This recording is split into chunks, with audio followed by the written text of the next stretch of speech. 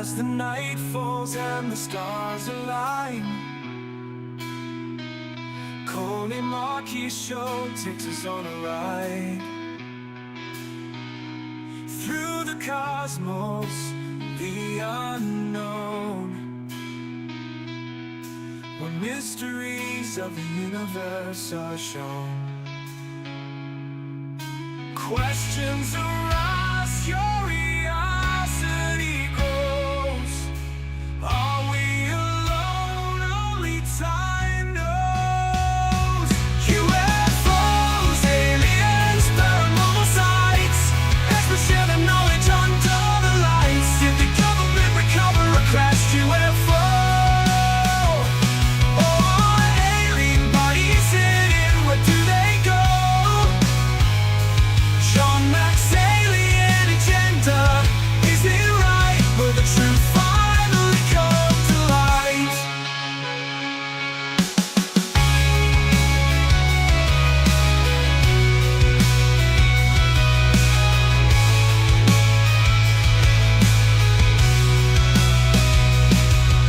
Secrets of the universe unfold in a facility where the truth's been told. Conspiracies and cover-ups entwine. As we search for answers, will we find? In the shadows, the truth awaits. UFOs, aliens, paranormal sights. Experts share their knowledge under the lights. Did the government recover a crashed UFO? Or alien bodies hidden, where do they go? Sean Mac's alien agenda, is it right? Will the truth finally come to light?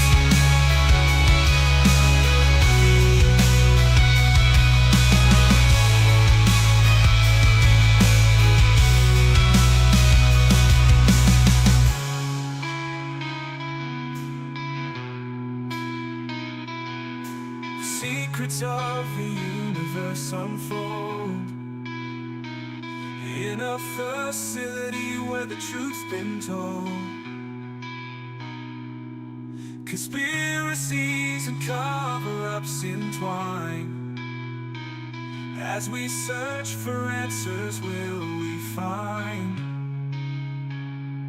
In the shadows, the truth awaits. In the shadows, the truth awaits. UFOs, aliens, paranormal sights. Experts share their knowledge under the lights. Did the government recover a crashed UFO? Or alien bodies hidden, where do they go? Sean Mac's alien agenda, is it right? Will the truth finally come to light?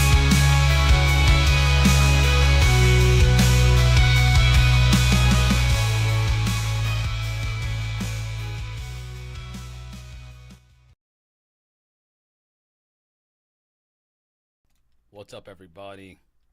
Welcome, welcome, welcome. We are live now. Coley. Actually, you know what? I just realized I muted Coley. Coley, we are on. I'm sorry, Coley. What's up, everybody? Welcome to the Coley Hello. Marquis Show. Thank you all for joining us. I appreciate all the participation and, of course, all the love. Thank you all for that. So today we have another special guest. We actually had to move this one here as a special show in midweek, of course, right before the 4th of July, the 3rd, of course. So if you're watching this only on YouTube, that's why, because this is actually just a special show. We did it because we did not want to miss that conversation with Laura.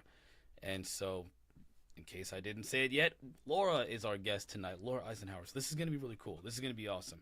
I'm really excited about it. I've spoken to Laura once, and it was interesting. She has a lot of information to share with people, and I just want to flesh that out some. You know, I know it's as much as I say this, we do have these long form conversations, but honestly, 3 hours isn't long enough. I actually sat down and watched that 4 hour show with Eric Weinstein. That's how you pronounce his name. And oh man, Terrence, I think his name is. And it was about like the nature of reality and the science of electromagnetism and a lot of the what I guess Eric was saying were logical fallacies, and it was intense, Coley. It was an intense lesson from all sides, because it was kind of confusing to the layperson. The science behind it is really confusing, but 4 hours was not enough. It just wasn't enough. So She's got so much to say. yeah, she's got a lot to brilliant. talk about, and I just feel like even though we got a couple hours here, it's not going to be enough. So let's go ahead and bring Laura on to let her introduce herself. So Laura, give me 1 second while I pull you up here. Let's see your participants. There we go, and I'm bringing you in, Laura. So, Laura, welcome, Laura. welcome, welcome. I think your mic is off, Laura. There you go. Hi, you guys. Hey, what's up, Hello. Laura? What's up? What's up? That's Oh my right. gosh, Good to it's see so you. yes. So great to see you also. So glad we got all this worked out, but yeah, I awesome. know. Through storms and all Yeah, sorts of delays, and here we are. here we are. Yeah. Yes. Yeah. So Laura, tell everybody about yourself. Tell everybody what you want to know or what you want them to know about you. The last guest we had, a lot of the information that was about her is changed. So what has changed about Laura? Oh, wow, that's such a cool question. Because sometimes read my bio or people read it, and I'm like, and you kind of need to update that. Um, I mean, I don't think anything has changed maybe about the foundational aspects of the bio. So, but I mean, somebody said leading researcher, and I just don't, I just don't have that kind of ego. But somebody wrote that. I'm like, oh, that sounds really nice. Okay. But yeah, I've been a deep diver into all sorts of rabbit holes. So there's always a new rabbit hole to explore. And a lot of it for me has to do with what's currently going on with the astrology, because understanding it is just becoming more and more illuminating. I mean, I think sometimes we just look at the horoscope or the zodiac like, oh yeah, it's fun. What's your chart? What are you compatible with? I mean, people get readings, and I'm sure they're really, beneficial, and it is a beneficial tool, but it's so much more than that, than just patternings connected to career, relationship, home, family, and probabilities and predictions. It's really, to me, like the 12-strand DNA, 12 houses, 12 zodiac signs. Then the 13th sign comes in 2010, the sun starts to move through the 13th sign of Fiacus, ruled by ether. And then you look at all the zodiac signs that are either earth, air, fire, or water, or that have a masculine or a feminine charge.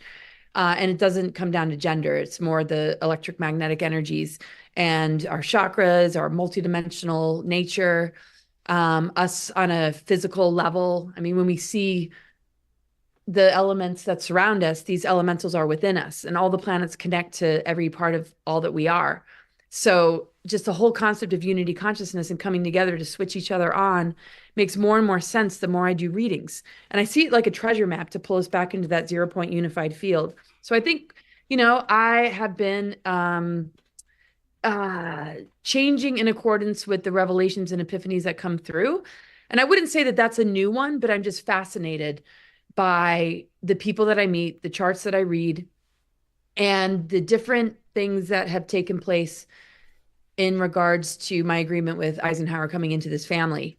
I've run into some very interesting people that have given me more information about my relationship with him and mission and what was going on with this recruitment to Mars, that it is validating a lot of what I felt. But when it's coming from multiple sources, it's getting more and more confirmed, because the intuitive knowingness is there. And I know that's in a lot of people, where you're wired to just create the synchronicities to take you on a certain path. Some are a lot more like, yes, I'm doing this. And others are like, wow, it's just unfolding and it's kind of surprising you at every turn. I feel that it's a lot more grounded in me than it used to be because of that level of validation. So I don't know if I'd change my bio. It's more, without really feeling it, it's like more confirmed. And to me, it's about unifying people. It's about recognizing that the government structure is just never a place to look towards when we want like disclosure or to think of even, ascension. This whole problem reaction solution and all the psyops and the false flags work in tandem with the planetary aspects and the alignments that are going on in order to, divert us off course. So I'm always kind of keeping up with that. And so I guess what changes in me is what is changing around us, and that I constantly am, seeking to understand it on a level that, can help us navigate the madness while I am receptive and learning from others and what they bring to the table, and that together we're rebuilding the DNA template of our divine blueprint. That is really why we're born with such uniqueness. So yeah, not a whole lot has changed except for the things that are changing around us and the updates that come with that. So Yeah, I there's was a lot. reading. Sorry. Oh, I'm sorry. I did a little bit, and that you're talking about how you got validation, and especially Vale Thor. I always have to ask about Vale Thor. But yeah, I thought that was really cool and neat. How and I love what you said too, especially about disclosure. I'd love to see you and everybody else unify and come together. I mean, we are the disclosure movement. You can't trust the government and what they're doing. So Yeah. excited to hear about the updates. And I Yeah. know that you were, I was like, always try and keep up to date and what's going on. So that's awesome. Yeah, yeah, definitely.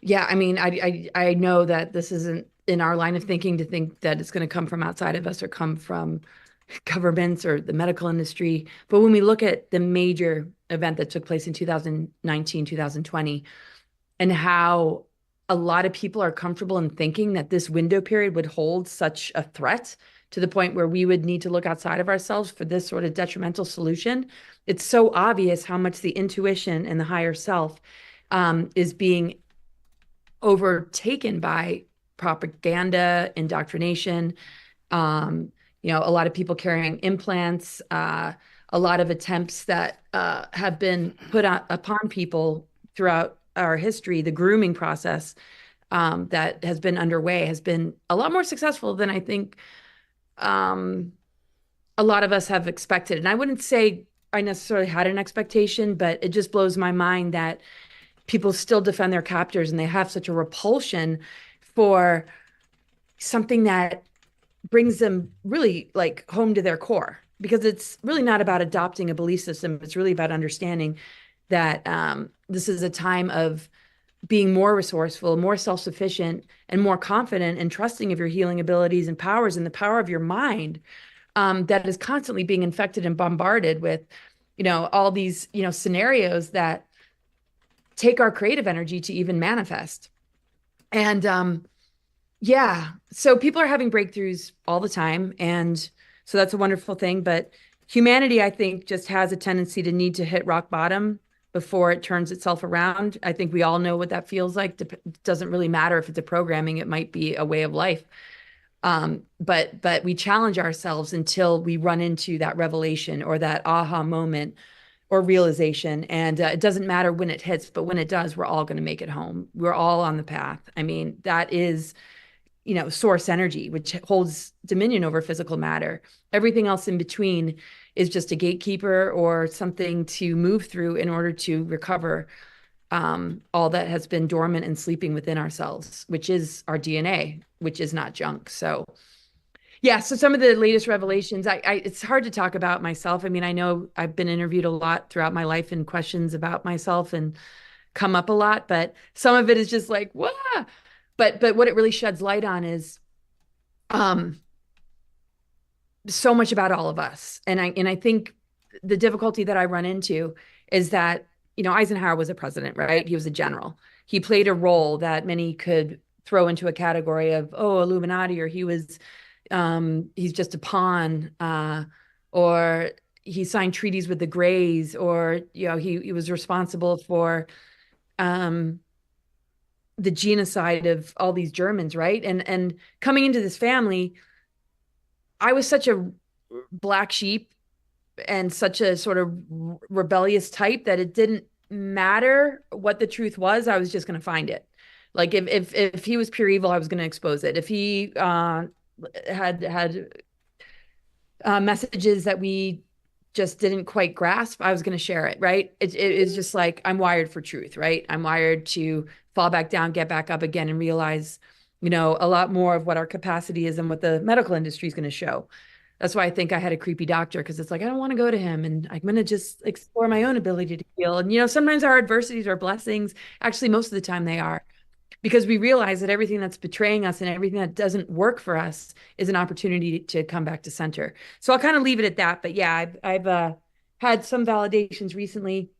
And most of my favorite ones, though, are just knowing that, like, especially when I work with clients, that whatever it is that they've gone through, whatever it is that they're feeling, whatever anger, depression, rage, not wanting to be here anymore is coming up in them, it's a doorway to their gift, their calling, their highest potential, and why they even came here. It's just the lack of validation or receptivity or resonance in those that are in their life, or the way they were raised, is really usually the only thing that brings up those feelings. And when we look at the world outside of us that is constantly seeking to medicate that, or say that that's a problem, or diagnose it, or label it, is literally all this, all the system relies upon, is this dependency bond. And it's just like every single person has such a divine purpose. And these aren't misfortunes, these are keys.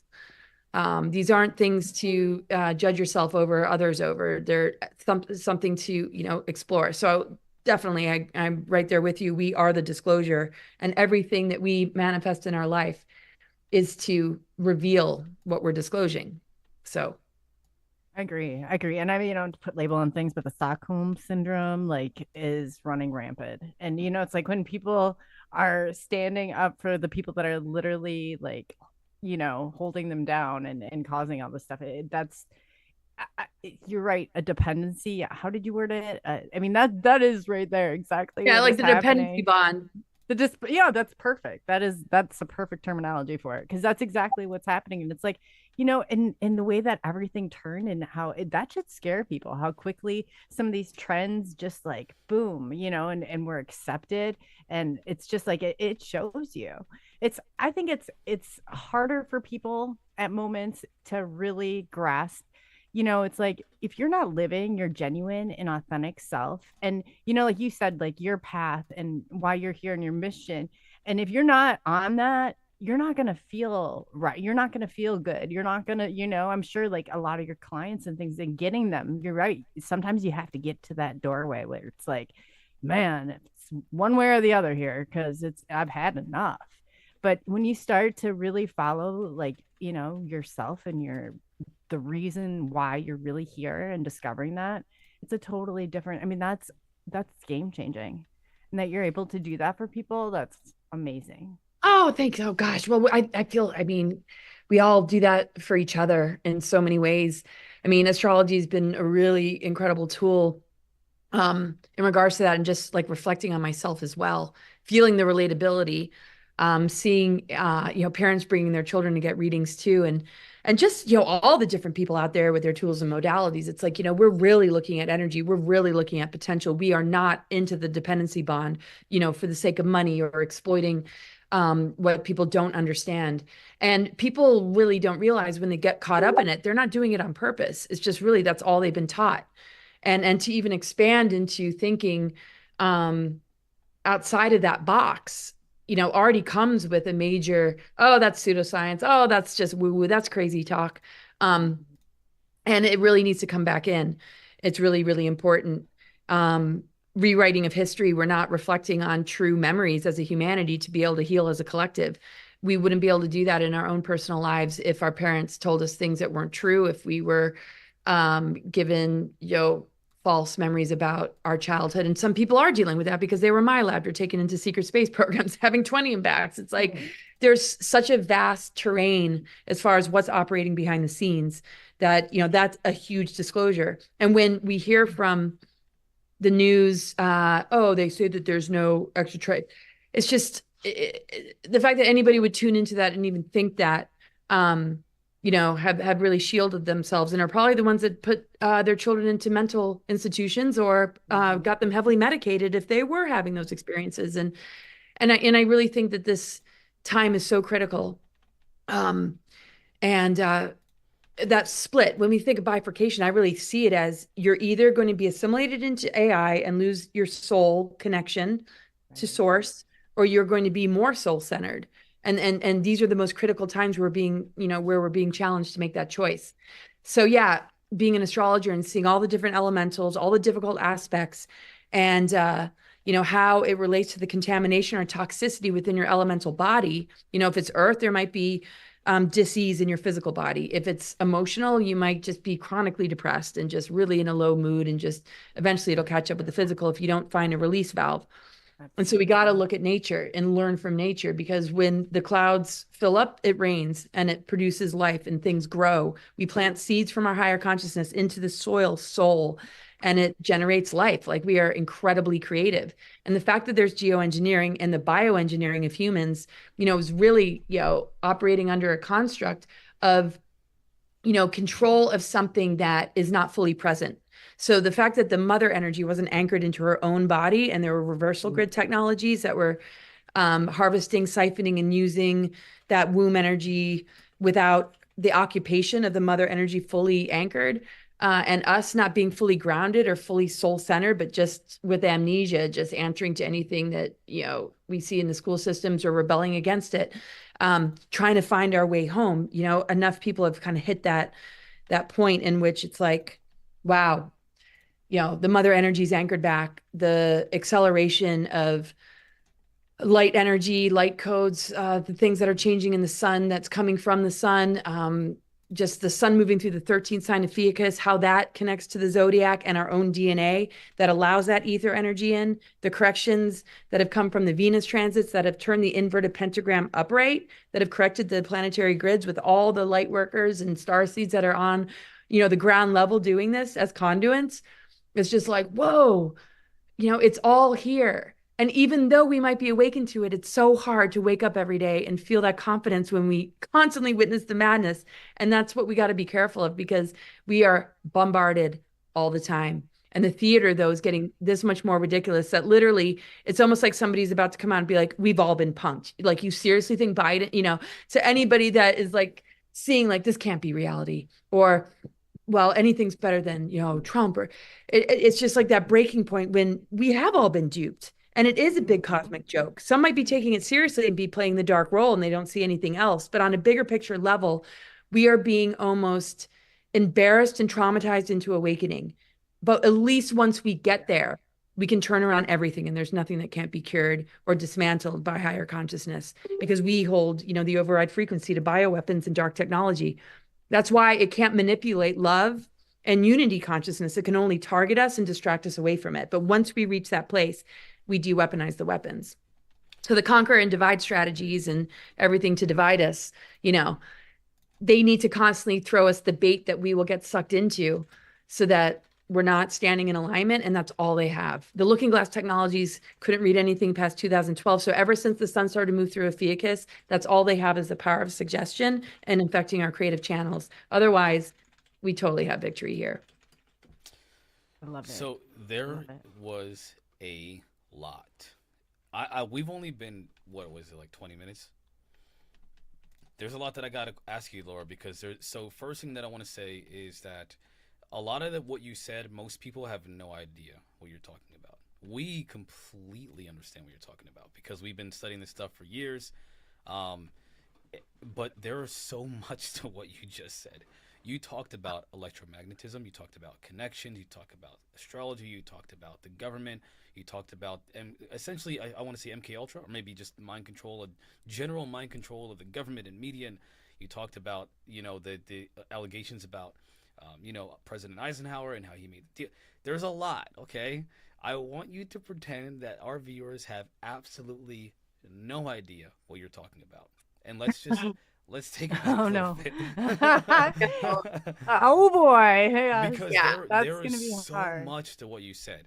And this is kind of one of the things that people say is like, oh, this is horse crap because they don't know. It's not because it is, they just don't know. So let's educate people. Let's educate them. Right. Sorry. Go ahead. What do you mean when you say electromagnetism? What is the connection between electromagnetism and why should we care about this? What's the importance of it? Well, I mean, it's hold on a second. Okay, so there's, a lot of different ways to define it. I mean, the electrical magnetic energies, if you look at it through astrology, would be Uranus and Pluto. When we look at the planetary grid network, we would look at the charge of the masculine and feminine, the masculine being electric, the feminine being magnetic. So magnetic like draws energy to you, right? A woman holds a baby in the womb, gives birth to it. Um, the feminine energy tends to have sort of this dark nature, but not dark as in evil, but as in womb, as in giving birth, as in gestating, as in regeneration, transformation, and alchemy that comes from, whoa, how did you like that just turned into a baby? Like, or just how we take in energy and give birth to it, concepts, ideas, right? So the feminine energy and the masculine does the same, because we all have electromagnetic energy. The spectrum of frequency is really open to all of us to integrate the polarity of the masculine and feminine, the electric and magnetic, and the planetary grid network is based in this. So when they throw us gender confusion, that's just to really like disrupt this, because the planetary grids that are being healed and our capacity to embrace both without the programmings is really, really strong. Because the thing is, like, we're deprogramming from what was thrown to us in our generation, and now to rebel against that, a new programming is adopted, or being pushed on people in an indoctrinating kind of way. The whole global change and movement is looking at the well-intentioned environmental people, and we're all environmental. Just because we are questioning that, it's because we know that there's geoengineering and there's a lot more to the picture. That might sound crazy to people, but yeah, we it's like the good intent, the dreams and visions and hopes are being weaponized. The fears, the traumas, and you can see it in the astrology right now, are being weaponized into who's the bigger victim. And let's be proud of our victimization, and then let's like argue about it or be more and more divided and conquered. Anyway, so the electric energy stimulates the nervous system. It's electrical, just as we know of electricity, and it stimulates the nervous system. And it's really like our higher self, the downloads, high level frequency that comes in. And if we can integrate it, allows our DNA to begin to dissolve the frequency fences and the things that are blocking us from accessing the dormant DNA, which isn't junk.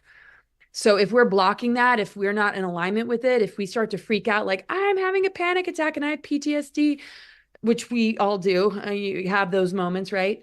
But if we mistake it for just like, oh, something's wrong, or I just got anxiety and this and that, we don't maybe realize that we're blocking a download, that we're not comfortable with receiving intelligence from the divine, from our higher mind, because it wasn't told to us from the news. It wasn't handed to us. And we're getting so invested in that when a synchronicity or a download comes in, it's more like, I can't experience that. And usually that's why we're constantly being thrown trigger events, and archonic forces are really attaching themselves to unresolved trauma, is because we're not going to trust ourselves and anybody else when that download comes in, or when that synchronicity comes in, to take us to a higher level, a higher relationship, a higher creation and manifestation of our life. We've lost all trust. So now we're just like sitting there just in a fetal position, like, So that's the electrical energy. When we can receive it, it upgrades. The magnetic energy really takes us into our depth. It takes us into the dark night of the soul. It takes us into our creative center. And when the two work together, the spectrum of frequency is opened up to the point where we're not limited in 3D. We realize that the integration of polarity that's happening within our own consciousness is opening up doorways in our DNA, and we're that much more able to manifest a future we want to see. And that's what they're really threatened by, because they compromise their DNA on purpose to be the controller forces in rebellion to whatever source energy or whatever. It's told in so many myths that it doesn't even matter the differences of those myths. It's just, okay, well, what's the result? That we have a vampiric controller groups, vampiric parasitic controller groups that have created an inverted system for us to be addicted to, so that it can harvest and siphon our energy to battery up artificial timelines. And that's literally taking the potential of what we could be connecting with and creating, which a lot of the technologies come from. They're using this without disclosing it, and they're misusing it. So mind control, social engineering, geoengineering is the inverted way to keep us under the net, while they're able to, utilize things like free energy and, weather modification that, could actually work in our benefit. I mean, if you can mind control a perfectly decent person to become an assassin, think of what you can do with a criminally minded person in prison and turn their brain around by, constantly putting images of, beautiful things in parts of their brain you can begin to activate in order to, maybe override the evil tendencies that you have, whether you were born with it or whether it was mind control in you. We have the capacity to rehabilitate as a whole human race. Problem is the technology had been in the wrong hands, the parasitic forces. So we got to starve that and realize that they have taken our power and our creative imagination and our dreams and imitated it, but filtered it through a very inverted storyline that creates fear, panic, anxiety, so that we miss out on the initiations and growth periods that these planetary alignments represent. So people tend to look at the planets like, oh yeah, that doesn't have an influence on us. Well, how could it not? We're sitting on an Earth that has sun, has the moon, has tides. All these other planets are just marbles hanging out, just being like, yeah, we're just over here. Right. we got people coming in, who have occupied or lived in. So yeah, it gets really out there. But what if we never learned about dinosaurs in kindergarten or elementary school, and somebody all of a sudden said, hey, there were huge creatures that were walking the earth, and people like have evidence? It's just like, no, there's no way. There's no way. That evidence must be BS. Well, people are saying this about abductions, about being contacted. They've got scars. They've got pieces of evidence. They've got their stories, and it's being blown up because unless you didn't learn it, or unless you learned it in kindergarten or elementary school or high school, that's the only place that truth resides for people. And so, imagine, if first period was galactic history, second period was Reptilian 101 and Orion Wars, Lyran Wars, everybody would be very comfortable with what's happening in these times. We'd be prepared. But we learn about dinosaurs, we learn about history, we learn about world wars, and a lot of it is explained in a way that blocks us from the rest of our history. The story of Genesis, religions, the medical industry, chemotherapy being the cure for cancer or the way to treat cancer, and all these pharmaceuticals. It's just like, so like you guys are saying, and I'll shut up, but this dependency bond I'm talking about, I always compare it to an abusive, narcissistic, deceptive partner that you have to divorce, that you are not willing to see the red flags until, you feel firsthand your physical body getting hurt, and the emotional abuse that comes with it, and that you're not going to take it anymore. That what your friends have been pointing out, you were avoiding, you didn't want to see because you invested so much in this relationship of this person that you thought cared about you. And it's a terrible breakup. And, and there's custody, they won't let you go easily. There's stalkers, right? It's no different what we're dealing with in our personal story as what we're dealing in the macro, when we need to move away from toxicity, bad partners. And when we do cut the cords of the dependency bond, we realize there's true love. And that's our true relationship with creation, that we can begin to experience an abundance and a manifestation ability and a dialogue that loves us, that is experiencing bliss, that feels the magic and flow that we feel when we're in love and we're truly like, it's not just an illusion. We're not wearing rose-colored glasses. And this is all a part of our DNA. And this is all a part of what we're experiencing. And in cutting those cords, we balance out the duality, the Saturn moon matrix. I know I don't want to go over people's heads again, but look at it like that. If we look at it like that, it makes a little more sense than all the terminologies. It's like, oh, we're breaking up with an inverted system. That's the false parent. Yes. Yes. So You're right. Let me just kind of give people an idea of what might clarify what you mean when you talk about how connected we are to the planets. Because when I first saw that video of like a camera view of like something on the ground, and then it zoomed out, I always tell people, there's a common quote that says, if you feel like you're alone in the world, zoom out. Or if you feel like you're the only one having problems, zoom out, and so on and so forth. Yep. And the example that I learned was that we are like, so first of all, we're on this giant spinning ball, Earth. It rotates on its axis every 24 hours, which is why we experience day and night. We feel like we're stationary because it produces an effect. But also, Earth isn't just spinning, it's also racing around the sun at about, 107,000 kilometers per hour. And it's constant. It's always circling, it's always spinning, It does this 365 days a year. So it's making these revolutions. Not only that, but our sun, which keeps us in its orbit, is also circling in a galaxy. The solar system is circling in a galaxy that is a spiral, and these things are spinning even faster than that. I don't know the numbers off the top of my head, but we experience this: a stationary, sitting in a chair, having this conversation, using these elements that we've broken down and created technology that can communicate over long distances and even travel to the moon and the stars.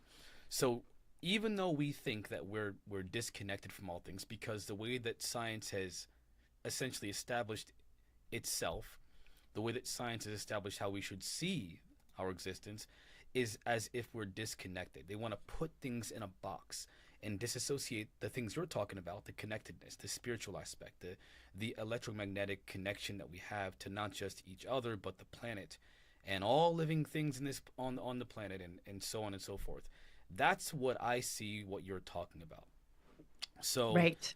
so when you're mentioning all of these things, I feel like we should take into consideration they're true. We are connected. There are forces that we're not aware of that are happening all the time that keep us connected and that affect us biologically, mentally, emotionally, spiritually, and so forth. That's what I see what you just mentioned for the most part. Am I on point? Okay. Yeah. Okay. Awesome. Right. So the spectrum of frequency, when we look at EMFs, electromagnetic frequency, what we can't see with the naked eye, we still experience. So the manipulation of that energy by putting it in a vibration of, they record horrific things like terror and vibrations that would, cause you to feel a lot of anxiety, right? Like people feel an incredible amount of sensitivity to, what's coming from their phone, what's coming from their computer and the 5G. But while all this is happening, we are expanding into a wider spectrum of frequency with the unseen realms, right? So I look at it like Neptune in the astro chart, the 12th house, which is opposite the 6th house, which is the house of Virgo, which is an earth sign connected to Mercury, the mind.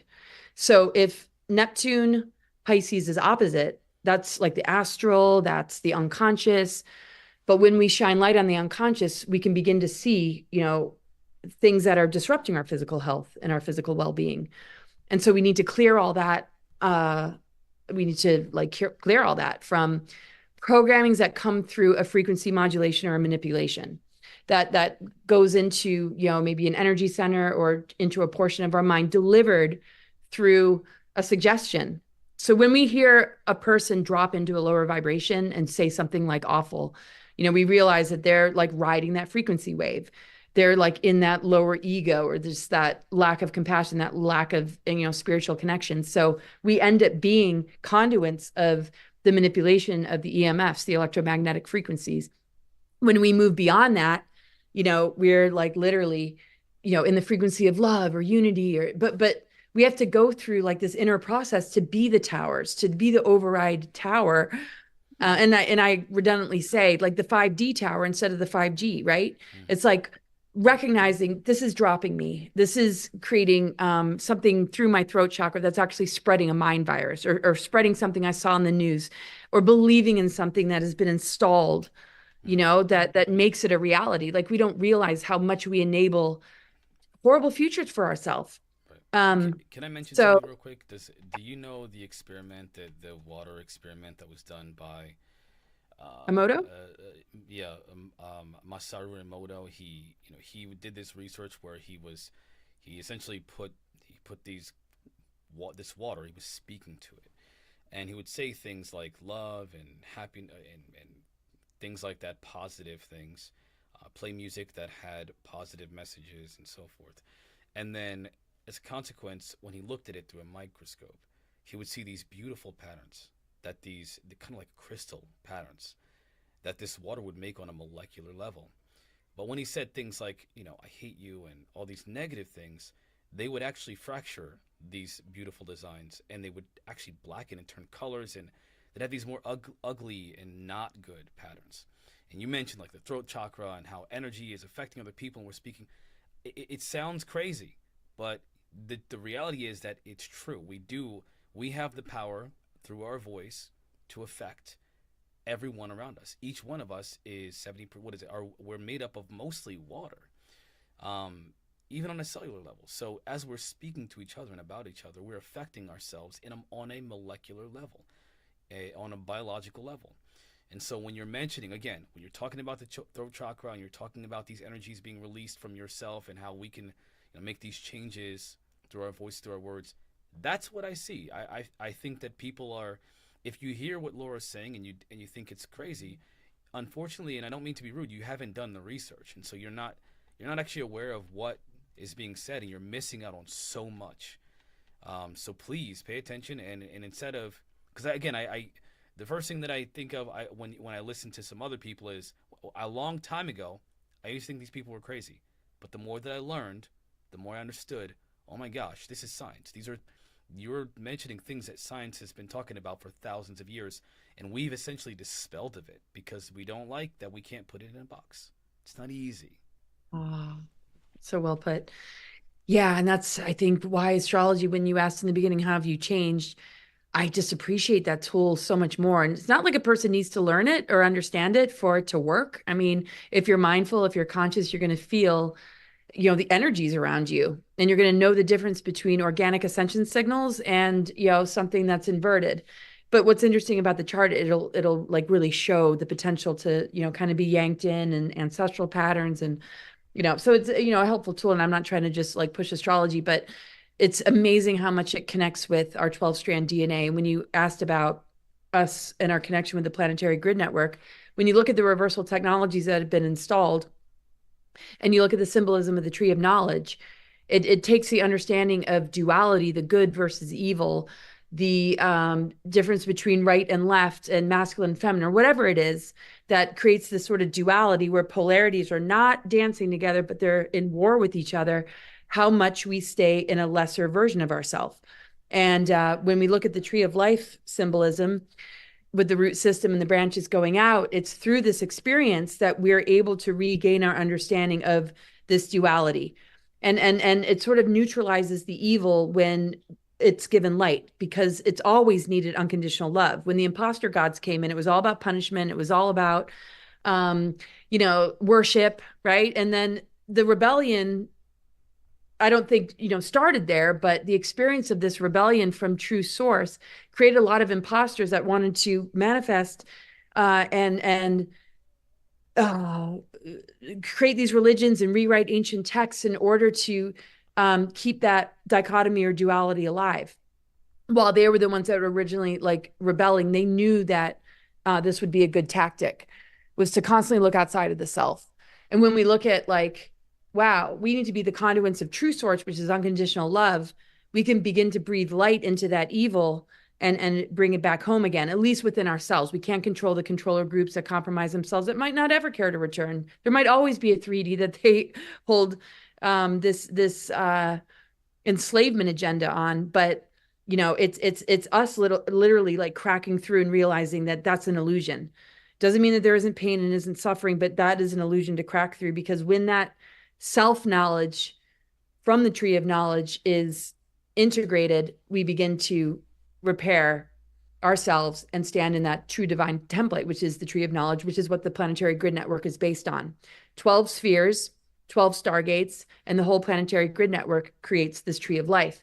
The reversal technology has limited it to duality. So we're like, oh, this is a 3D world. Well, lower chakra, 3-strand DNA or below, that's really what we hold. So in this experience, it's like when people are like, it's a school, we graduate. Well, in a sense we do, because it doesn't make it okay for these dark forces to do what they're doing. And many of us feel it's gone too far because of what they're doing to their children and just the trafficking and just the insane crimes against humanity. But it's really self-knowledge that's been targeted with mind control, social engineering, and these tactics, knowing that this is a blueprint to awaken to. And the earth, they didn't think the mother would return. So putting everything in dark mother reversals and this artificial tree of life that overlaid the true planetary grid network that keeps this junk DNA alive, is like literally what we learn in school, and we don't learn the history of where we lost connection to our galactic memories and our ET genetics.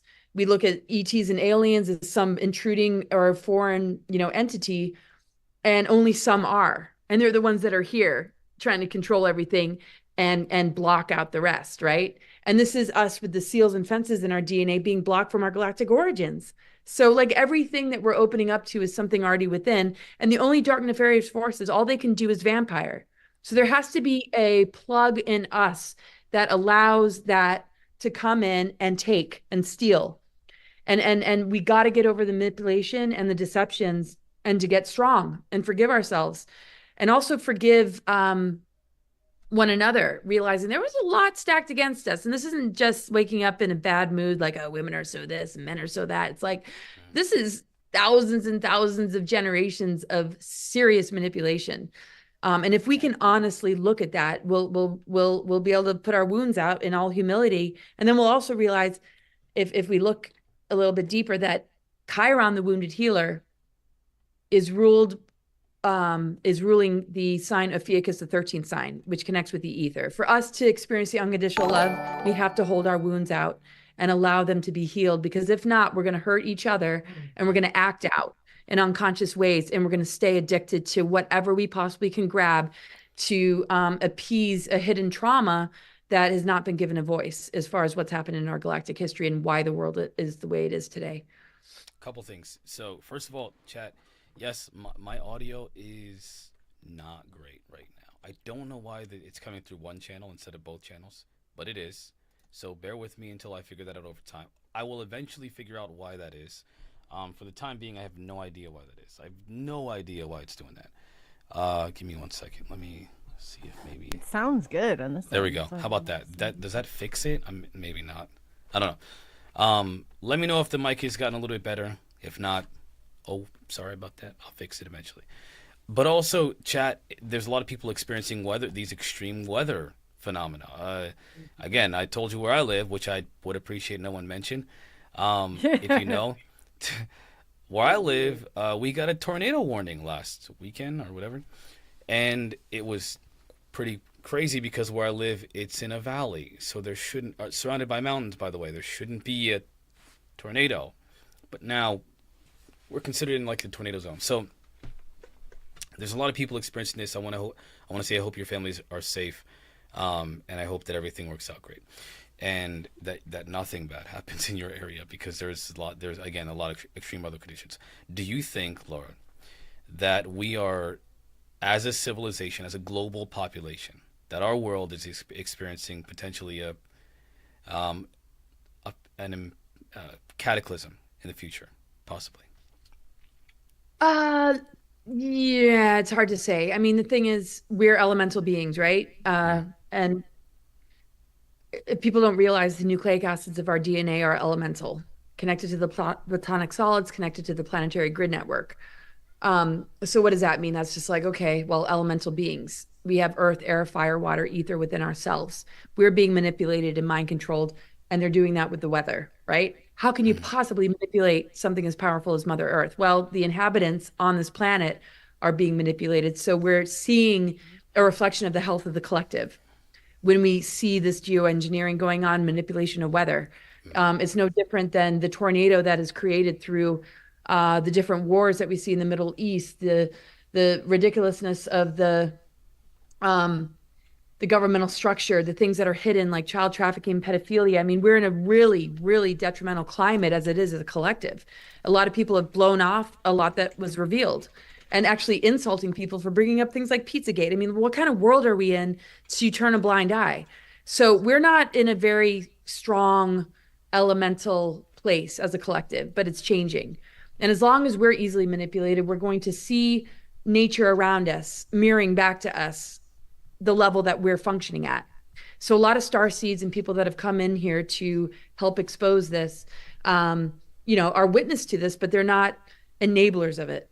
But it's very easy to get like bent out of shape, or like, what does this mean? What is the future going to look like? So it's very important that we maintain neutrality, because we can steer weather events. We are more powerful than the technology that manipulates weather. If you get a group of people together holding strong intent, you can actually dissolve and break down a lot of these engineered storms. So when you see these anomalies, like, a winter freeze in Texas, a tornado in Pennsylvania, an earthquake in DC. Well, hopefully that was the underground base, which many think was. We need to work together more, because they are going to increase in cataclysms. They are going to increase everything they possibly can, because they got the toys. They did the ET exchange of technology. They blame it on my great grandfather, but it wasn't him. That's a false narrative that I came here to help crush. Hold on. Who's blaming what on your great grandfather? Well, if you guys look up ET government treaties, you'll probably run into 1954, the Greada Treaty, where Eisenhower signed a treaty with the Greys. And I don't know what channel you have it on, and this is what gets me banned. And I want to be careful with what I share, but I'm not going to I'm not going to be keeping this channel anyway. So, yeah, go say what you got. Cool. That's what we're doing. We're not restricted. Get out of the bag. Just go ahead. I love it. Yeah. So 1952, what I found out from more than one sources, in 1952 under Truman, there was an unconditional surrender agreement to the Nazis when the UFOs flew over the Capitol. And this unconditional surrender agreement gave the power to the three-letter organizations, particularly MJ-12, who signed the treaties. But this wasn't just this happening in 1954. This goes way back, early 30s and 40s. There was already ET government communications. I mean, the Nazis with the Nordics and the Draco Alliance, they tried to divert that with Maria Orsic and those from Aldebaran. I think I'm saying that come correctly. out and say it. I know that you believe the same thing, and we didn't win World War II. We didn't bring everybody. As far as territory, we won, but then Eisenhower had to face the fact that we did not win the war on the larger picture level at all. And I just talked to somebody recently who is a screenwriter and who's like writing all this, who has an incredible background, and it's amazing what he's shared with me recently. So. This is why Val Thor came into the picture, to advise Eisenhower, and he helped him set up the Earth Alliance. And through the help of Val Thor, he was able to petition to the Guardians that have been a part of these times that we're in. Now, I look at it like it was inevitable. We're on an ascension planet, but for it to happen, it needs to be something that we ground and anchor on a human level. So there's going to be a storyline that needs to play out in our history to accept that this is a potential that we can embrace. So, we are just characters down here on a ground level, right? We either agree and consent to the trickery and the deception and the inversions, or we open up to the contact we're having and our higher self wanting to come in and inform us and guide us. So I really feel like in Eisenhower's administration, it was very similar, where, a lot of world leaders were up against either nefarious forces that were like, here, have some, technology, and we'll take a bunch of your people and abduct them. By the time it got to him, he had already inherited the whole abduction and ET government treaty scenario. But immediately they made the relations with president and ET technology above top secret, above the president, like 20 levels above. So he had to have the help of Val Thor to advise him, because he lost all control. He never really had any control, because this came in with Project Paperclip. Admiral Byrd's mission to Antarctica failed, and all these MK Ultra projects, and Montauk, and like all these different things came in, and he was like, whoa. I mean, I think he was like, whoa, I can feel his whoa, me too, because we're all feeling it. So he was in contact with a group of star beings that he helped to bring about a migration of advanced souls that would come in, all with a specific soul purpose to come together and unite, which is, I feel, you, me, and a lot of people listening, and a lot of the people that we know that are out there on the front lines, that there would be a huge number of us that would come together. And this needed to be anchored and grounded.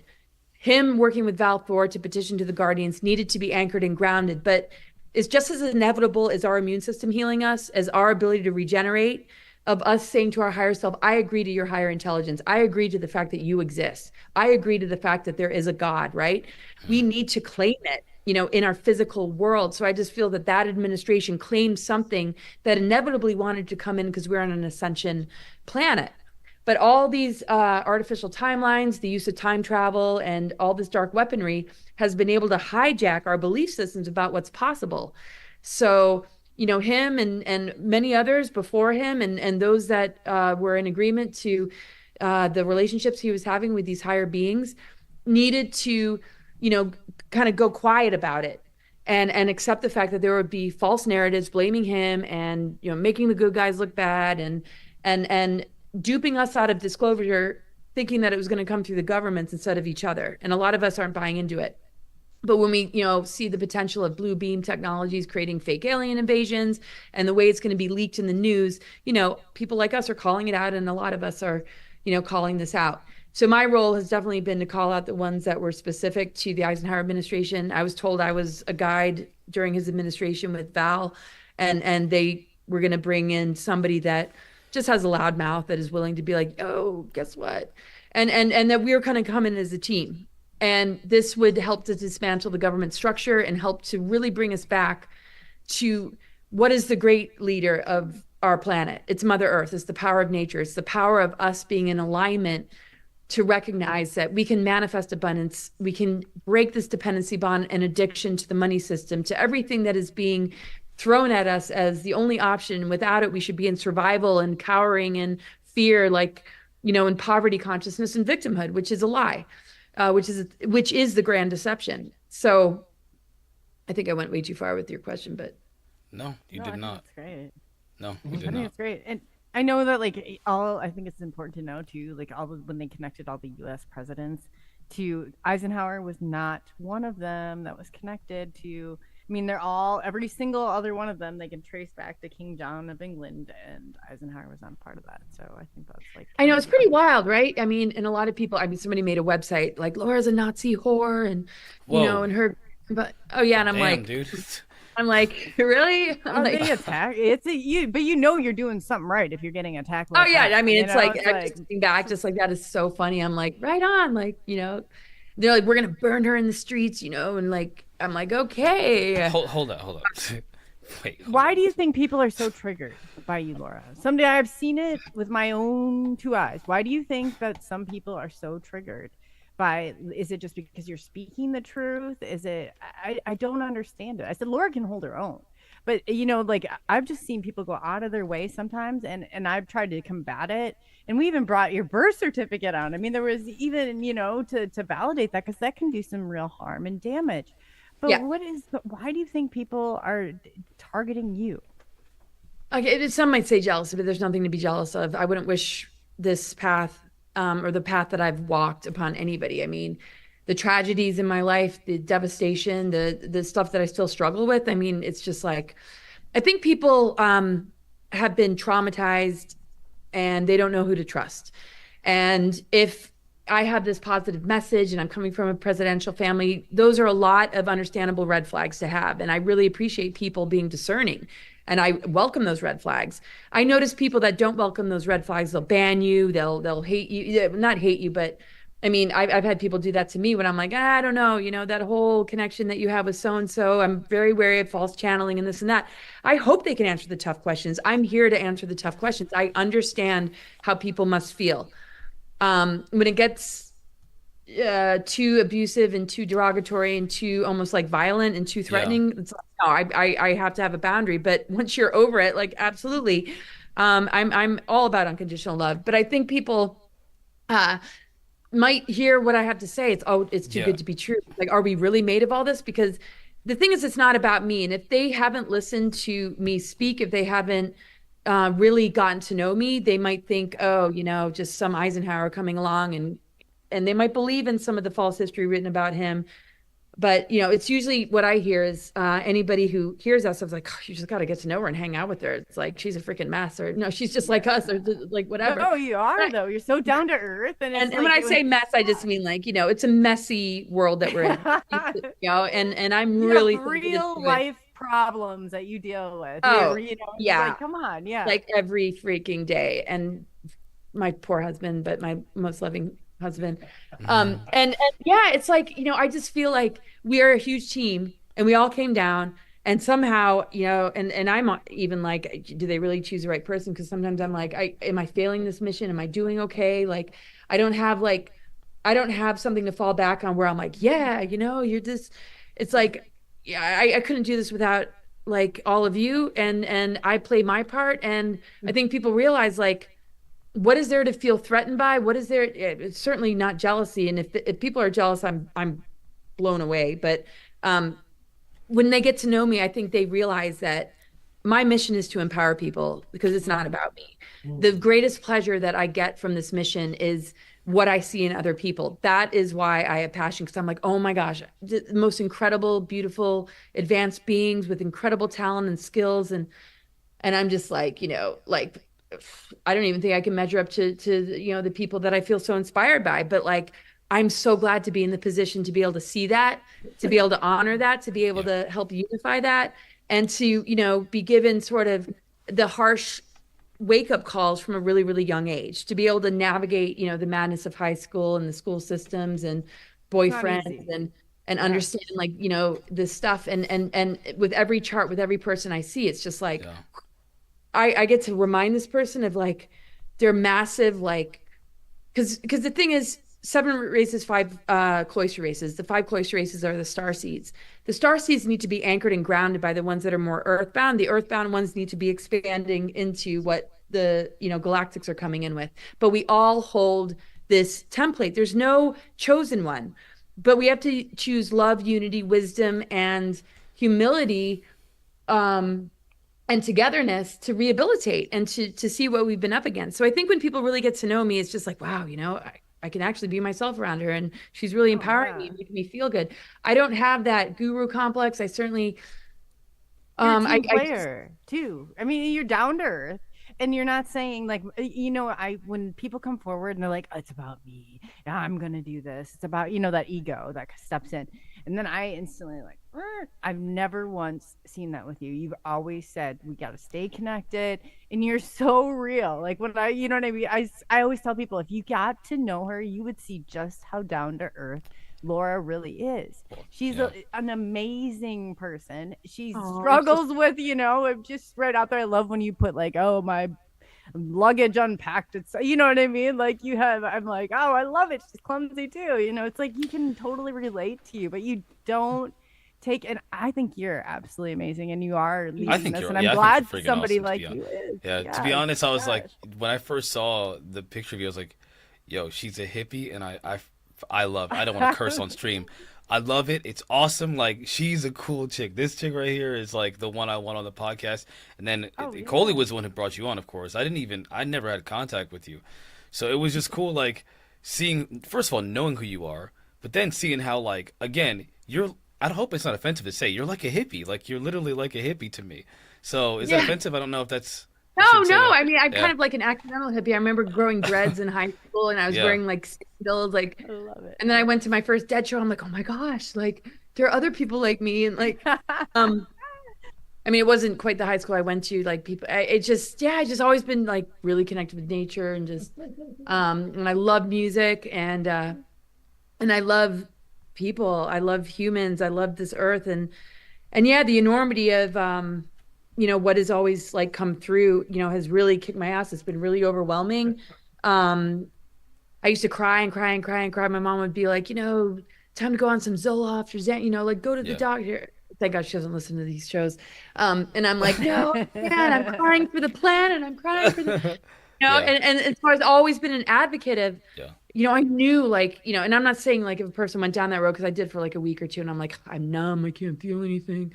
And even if a person has, it's like, it's really hard to navigate, this human realm. So whatever, crutch you need for a little while, just look at it as temporary. We can overcome anything. But I just really... those senses too. Like I found, there's been times where I'm like, oh, it's not necessarily, but like everybody. Well, I've had my vices besides like those kind of pharmaceuticals for sure. I've just struggled with vices. Well, we mentioned after a while are not good for you. We mentioned that we are a cannabis friendly show here, so nice. I think that and again, one day we're gonna do a round table to talk about some of the medicinal purposes of some of these natural remedies. Sure. especially Yep. cannabis. Cannabis, I think, is one of the, you know, full disclosure, everyone, before a couple years ago, I was a very driven, very focused individual. So focused that I didn't even pay attention to anyone in my life. And I had a lot of people that depended on me physically, mentally, emotionally, financially. But the only way that I was available was financially. And I couldn't smile.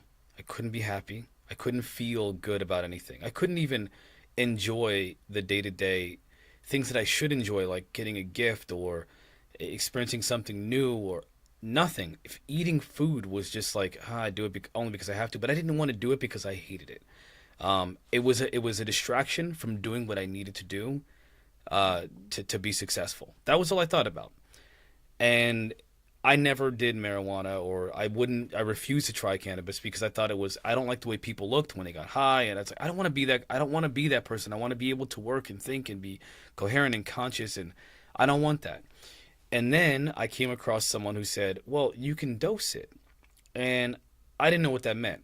So I studied. I'm still listening. Do you mind if I turn my camera off? I'm still listening. Yeah, So no you problem, no problem. so you studied. Yep, I studied it. I read my favorite book is Cannabis is Medicine. And I have PTSD, anxiety, not depression, but a bunch of other things, OCD, which I found out recently this year that I have OCD, which makes perfect sense. Some of the symptoms I had. But long story short, short story made long, but shorter now. They told me to dose it, and I read that book, Cannabis is Medicine. I found out that you don't have to smoke it. You can use tinctures and salves and things like that. But you So I can dosed smoke it. a very low dose. We're talking like 1 milligram, but mixing it with CBD to get rid of the psychoactive components with it. Because if you mix THC and CBD, you get a different kind of feeling that cancels out the psychoactive component, but still gives you the medicinal and the emotional benefits. And I'm not going to get into too much of the details of the science of it right now, but honestly, guys, it changed my entire life. Low microdoses of cannabis can change your life. If you have anxiety, depression, now- you name it, pain, whatever, changed my life. Changed it. You need to go on the Drew Banky tour because I'm. the Oh. I team ain't ready for for that. Medic- Listen, I'm not spiritually evolved that far. Okay, calm down. Listen. I said the options, all three. I'll check all three. No, I just think it grows off the land. There's so many things that it does in showing you, and the government's not regulating it. I'm all about trying. I've just heard so many powerful stories on PTSD, but you got to be comfortable with it. And I Yeah. can see you too, Marquise. You're very cautious and careful Very. on how you do it, and I love that. I love that about you. I do. Yeah, I feel like I have to like- be. First of all, I'm black, so the stigma is real. But secondly, and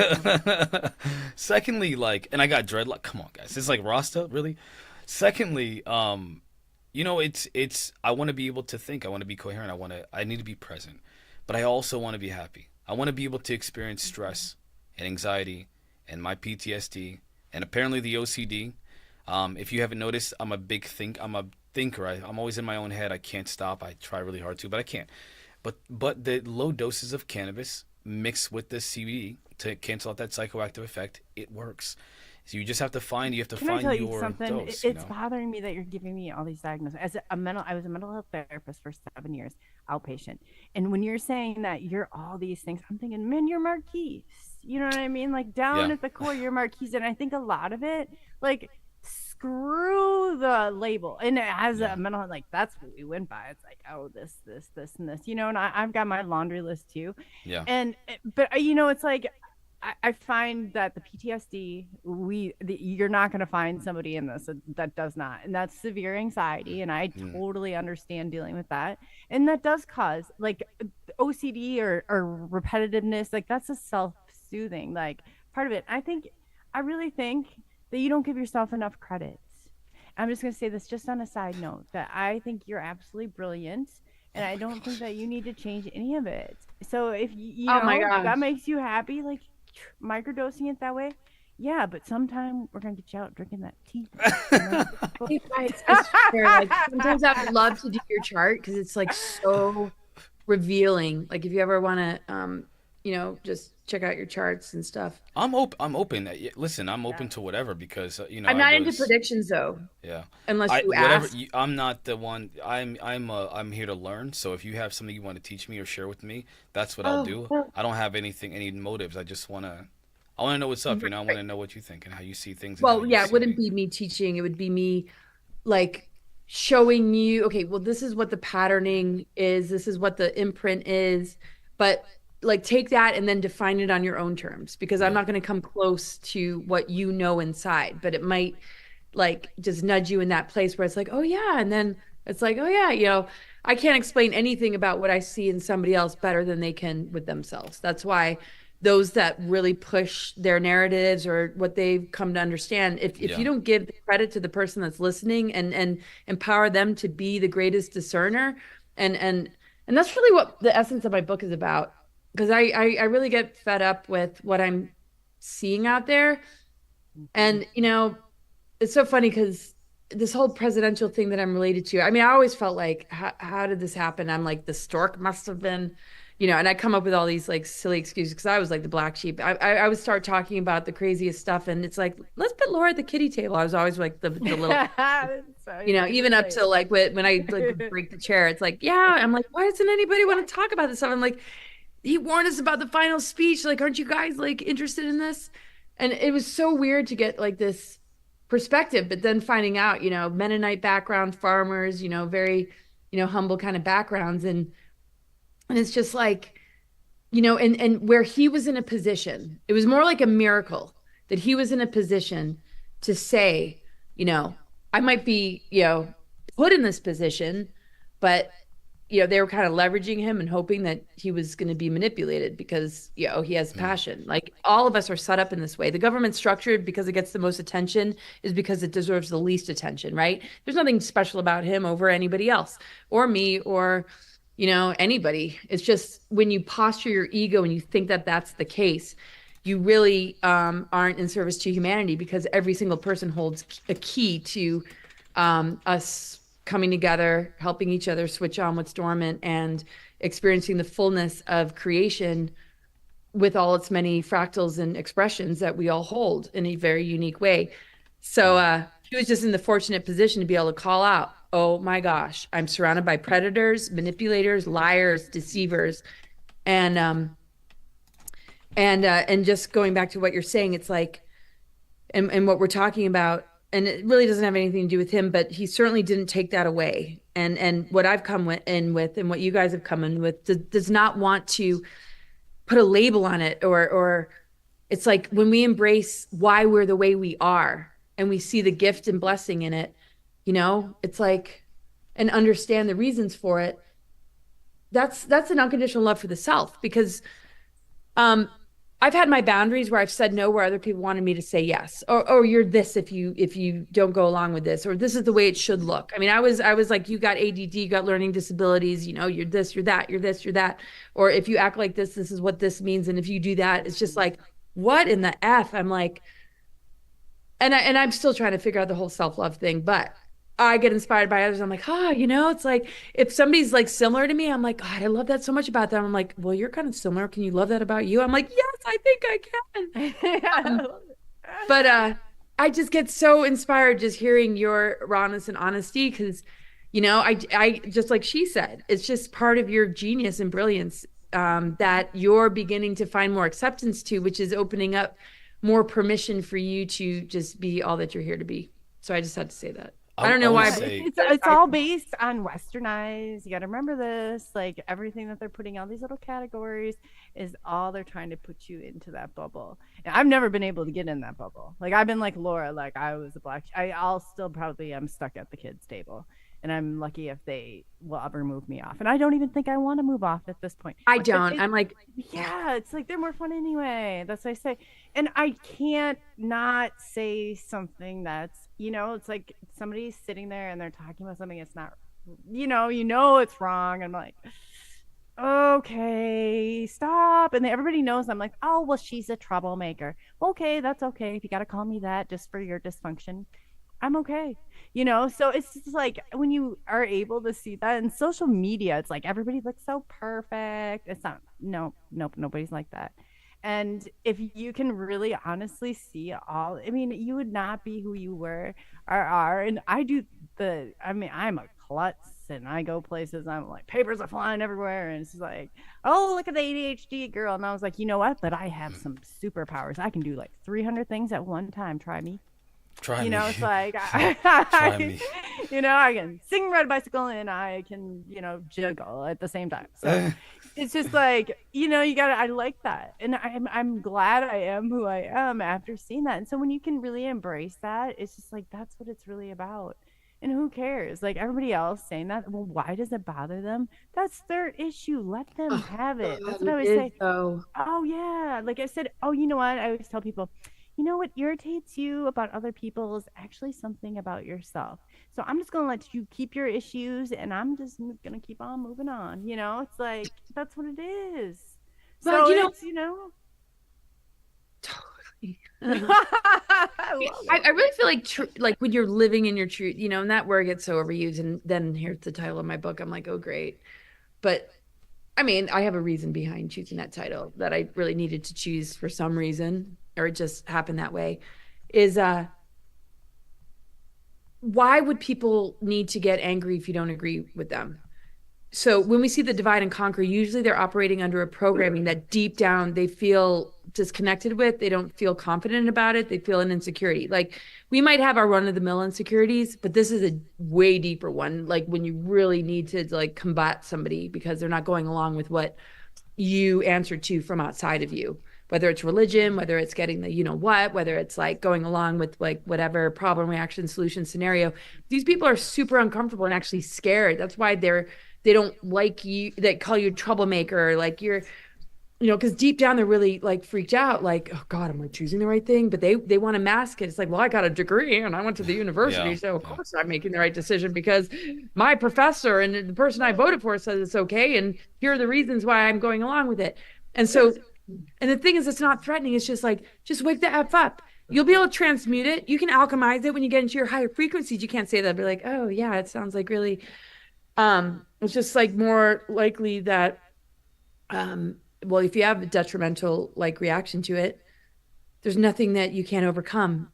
Somebody can say you'll never be able to walk again, and of course you can. You know, it's like having so much faith in the human spirit and what we're capable of. That's like being a troublemaker. I mean, I think that's what we all stand for. But I feel truth is confident. Like when somebody feels differently than me and they go and get something that I don't agree with, I still love them. I still honor why they thought it was important. And I want them to feel good about it. I don't want to be like, what are you thinking? You know, you're so stupid. Like, I don't want to be that person. Even though maybe like sometimes I wake up in the morning like, what is wrong with all these people? There's no way I'm gonna say it like to their face, you know, unless they're real, like, you know, and it's like you're asking for it. But anyway, you know what I mean? Right. We all have our moments.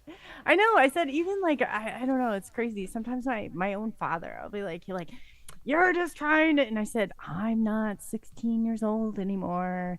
And I said, I'm gonna have to end this toxic phone call. And you know, he's just like getting all like, and I'm like, Yeah. well, you know, it's like you can't. I'm now of the age you cannot. I'm 45 years old. It's like, Dad, come on, get off this whatever train. You know, it's like I'm not 16. You guys can't blame me for everything anymore. You got to take some accountability. Oh my gosh, we have so much in common. Like literally, I feel like I regress into this. I'm like, so what are your thoughts? So I've got a lot. I want to go back to this thing you said about fractals. So I'll give you a little bit about what I understand about fractals, and then we'll kind of talk a bit about what you mean by that, what you're referencing when you talk about that. So if anybody doesn't know, fractals are these like beautiful complex patterns. You ever see like maybe like a pattern, a geometric pattern that repeats itself but infinitely? And essentially the idea philosophically, at least as far as I understand it, it's a mathematical thing, but philosophically it's kind of like it resembles, or sorry, represents this idea or theory that we are essentially just all up, the same. We're all the same. We are all mirroring each other. We're all seeing ourselves through each other. We're not separate from anything. And that is kind of how I've understood and interpreted the idea of what do you mean when you're talking about fractals? What do you mean when you say that?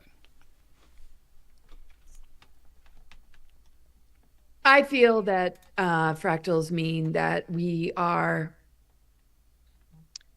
aspects of like the whole. Like we are different, kind of expressions of like the whole. There are a lot of, different things that one could say about fractal patterns that we see in nature. It might just be concentrated into like a shell or, a tree, like the design, the pine cone, like the pineal gland. But it's like a fractal in the sense that it holds the whole, but it's going to represent itself as one expression. Like we come in with a dominant expression. There's going to be some people that gravitate towards, I'm going to be a teacher. I'm going to be a shrimp fisher man. Forrest Gump? I'm going to be brought a up Forrest pilot. Gump? Yeah. I'm going to be a be a pilot. I'm going to be I'm going to be a plumber. I'm going to shovel, and dig tunnels. Oh shoot, not like underground bases necessarily, but well, for us, We're not when we working for the just need government. to Yeah. step away from the madness for a little bit. Yeah, definitely been wanting to build a tunnel. Okay, yeah. Shh, don't. No, you can speak. We're at the whole chill, like really good friends show. But so I Yeah, feel that chill. we have this Chill. like dominant. I know, but like not too chill. So we each have like a dominant like expression, but it's a part of the whole. Like it holds pieces of the whole. Like they even say if you take DNA from a particular part of your body, it's gonna like reveal the rest of it. And I feel we're all fractals of like source energy, different expressions of source energy. They attempt to program and compartmentalize the ego aspect and condition it and groom it into being a subpersonality that isn't really connected anymore to source, where it can feel the wholeness and the unity, where it's like orchestra, like all these different diverse expressions that are working together, to help us to realize that when I play an instrument and I hear you playing one, it's a part of me, but this is my part, but it's like I feel the wholeness. So we're like fractals. So a well-functioning orchestra would be like these fractals are integrating all the different pieces and fragments. Like I almost feel like fractals are connected to fragments because of all these exploding planets like Tiamat and Maldek. But also I feel, fractals are patterns of spirals that are revealing themselves in nature as like what we really hold. So there's manipulation of these energies. Some people are like, oh, the flower of life is evil. It's all. Wait, why would the flower of life be evil? It wouldn't be evil, but it shows a closed system. Some people really kind of obsess over this thing. Okay, you got your inverted pentagram. You got some sacred geometry designs that. Okay, so why would the flower of life be evil? I mean, you literally have to. Okay. It's like the artificial tree of life. There's a Metatronic flower of death, and it looks like the flower of life, right? So it's just like subliminals. You can see something perfectly positive, but if they're sitting there just being like, oh, wow, that flower looks like it's fornicating with a demon, like if you look really closely, it's like, oh, God, like, what is that? No, there are people out there like that, though. Yeah, they really are. Yes. But I mean, we have to have immunity, right? It's like, even if we're surrounded by a bunch of inverted pentagrams, does it mean, we're all suddenly gonna be like, oh, I'm feeling very satanic and I'm going to go do something horrific? No, our consciousness can correct these inversions or subliminals, or where they've taken sacred geometries or patternings of things like the flower of life or the tree of life. Like, for example, if you look up the tree of life, if you see 10 spheres, that's actually draconian DNA. It's supposed to be 12 spheres. So you'll see these subtleties in some of these geometric designs that just slightly throw you off. But you have to be really, really susceptible. And there has to be some kind of black magic hex put upon it for it to really, maybe harm a person. And for them, it just might be like an instantaneous transmutation thing. For somebody else, they might really experience, what feels like a curse. Because I did watch a documentary of people that were born into this kind of thing, that were literally children going out and placing hexes and inversions and messed up geometries in order to trip certain people up. But yeah, if you could interrupt me, that'd be So great. there was when I was in Florida, there was a hurricane, and there was this Haitian girl who was literally doing voodoo in the middle of the hurricane.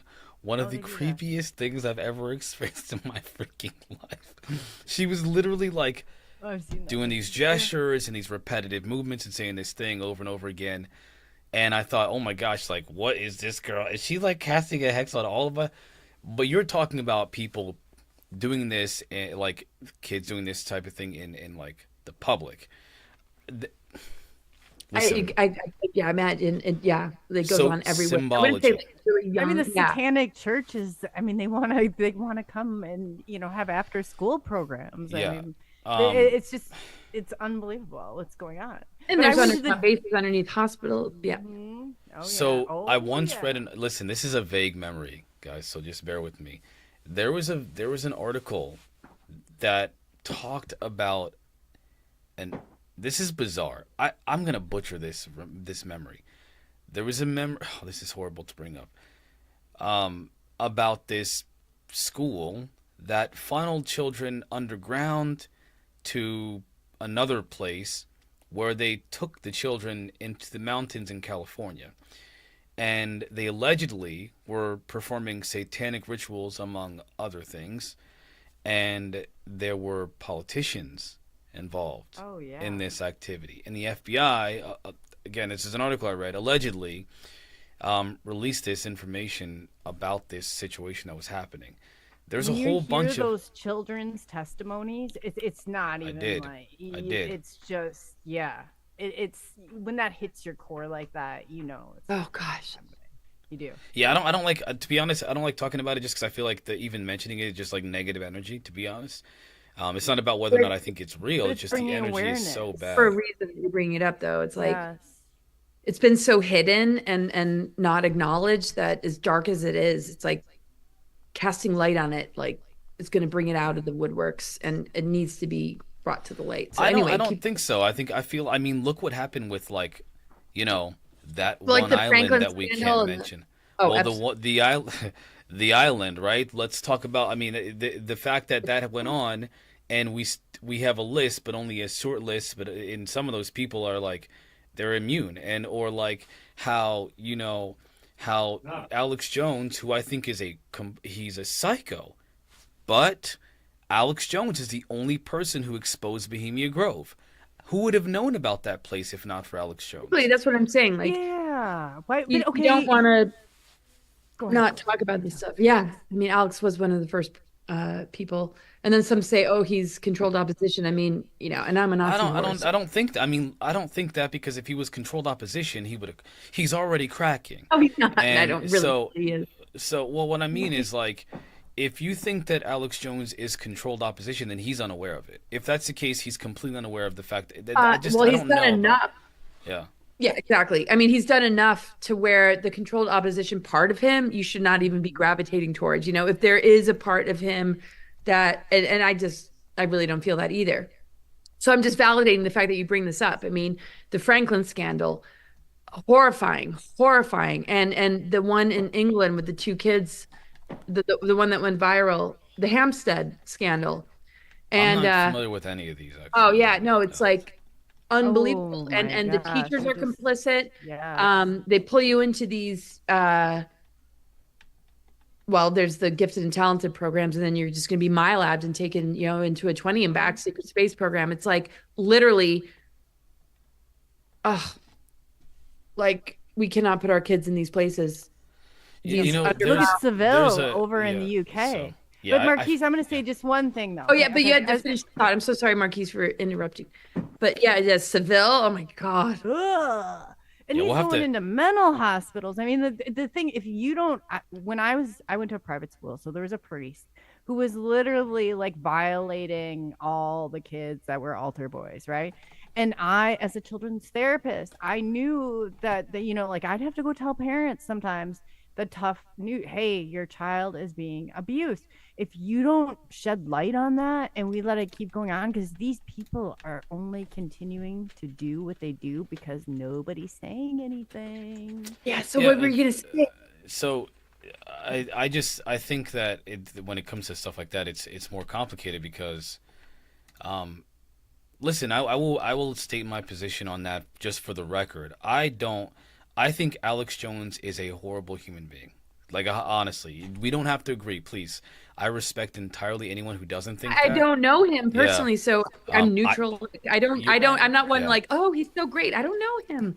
So I respect that position. I have a position that is a little bit more like clear when it comes to how I feel about. I think he's a horrible human being. I think that what he did, if I hear that someone has done something that is not only has he admitted to, but that he has been known to do, specifically with the Sandy Hook family. And Oh there was yeah. a one of the parents committed suicide because of what he did to them.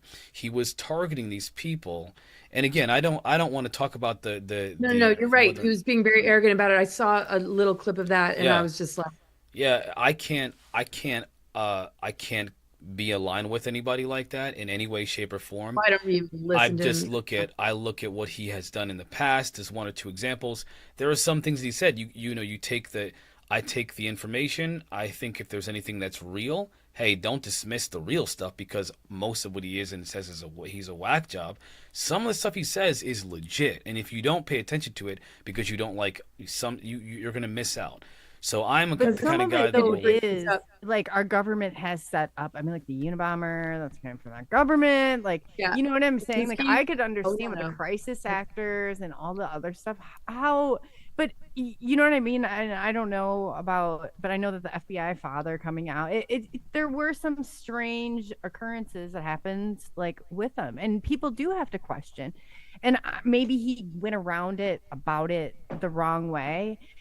yeah, but people get too confident. Think of the Yeah. aggression of flat earthers. They study something enough, then they get an ego about it. They get an ego about whatever, and Yeah. that's the thing. I think he's been really misled or he's doing it on purpose because one of my best friends who I just visited in California had 10 of her family members shot down in the Texas shootings at a church. Her Yeah. name is, I shouldn't probably say her name out loud, but I wouldn't want to upset her. But if somebody were to say publicly, oh, those were all crisis actors and this and that, and she's surviving, this unbelievable trauma that she hasn't gotten over, I would definitely, be pissed. Like, and I see that a lot with people that run real wild, even psychics who are like immediately like, oh, I see this and this is what's happening and this is what's going to happen. It's like, don't be, you're being no different than a doctor saying you have cancer, you got 4 months to live. It's like, stop with the mind control, stop with the conditioning of minds, be humble enough to realize you don't have enough facts there yet. Meet the families, meet them firsthand. You don't just run wild with a story. You're hurting people. Yeah. And I have no tolerance for that either. I Yeah. So just let's watch. kind of Yeah. transition because it's dark. So this is Yeah, but this there's some kind things of that I haven't watched enough. That's why I said I was neutral, but I yeah. did see like the court cases and this and that. And I'm like, there's some things where there's definitely crisis actors and there's some things where there's not. So, Well, you the need problem to is really I know think before about you harm. open your mouth. Yeah, I think about What's harm. that? I think about harm. I think about, there if you're binary about these issues and you don't have these dimensional thinking about things, then you're going to miss the what do you call it, the forest for the trees. There's a whole there are a lot of things happening all at once, right? If you're the kind of person that likes to think about things from a critical perspective, then you'll look at a situation or a person like Alex Jones, like all the situations we mentioned, and you'll say there are things that are true and there are things that are not true. Where are we meeting here? What are these things? How do I separate the two of these things? And then how do I find truth? And how do I make sense of it? Because you can't make sense of something that is mixed. A lot of times it's hard to make sense of something that is mixed with lies. Um, don't do that. You can't do that. So you have Exactly. to be able to you have to think dimensionally. Which is why Well, when yeah. it comes to Alex Jones, I take the crazy stuff he says and I take the stuff that I find out that is true, and I make sense of it. Otherwise, you're missing out That's on the so perfect much. and brilliant place to be. I mean, I don't like the word perfect, but it is. I mean, discernment is everything. And if there's one thing that, I encourage and absolutely like feel in resonance with you about is the bullshit meter, having discernment. And a lot of individuals that I've had discernment with, if I express it, I once said in an interview, be careful of people that have implants that could, potentially get hacked. That's all I said.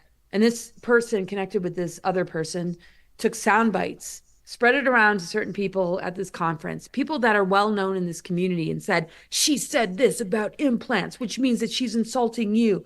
And I'm like, I'm all about discernment, and I want people to have discernment with me. It's like, take where I say this in my book. I don't profess to be an expert, a guru, a teacher. I mean, if you put that on me, whatever, but like, don't that's not my intention here. Take what resonates and leave the rest. This is here to create, a thinking process. And this is how I feel like with others. And whether you say it to their face or you just think it within yourself, it's like, that is the healthiest thing you could possibly have. And the thing is, you're not looking to him as a figure. You're looking at him from your higher self, from your neutrality, from your soul center, taking what resonates and not allowing the rest in. Because what the danger is of a lot of people is they will put a person on a pedestal and just be like, well, yeah, whatever he says is the truth.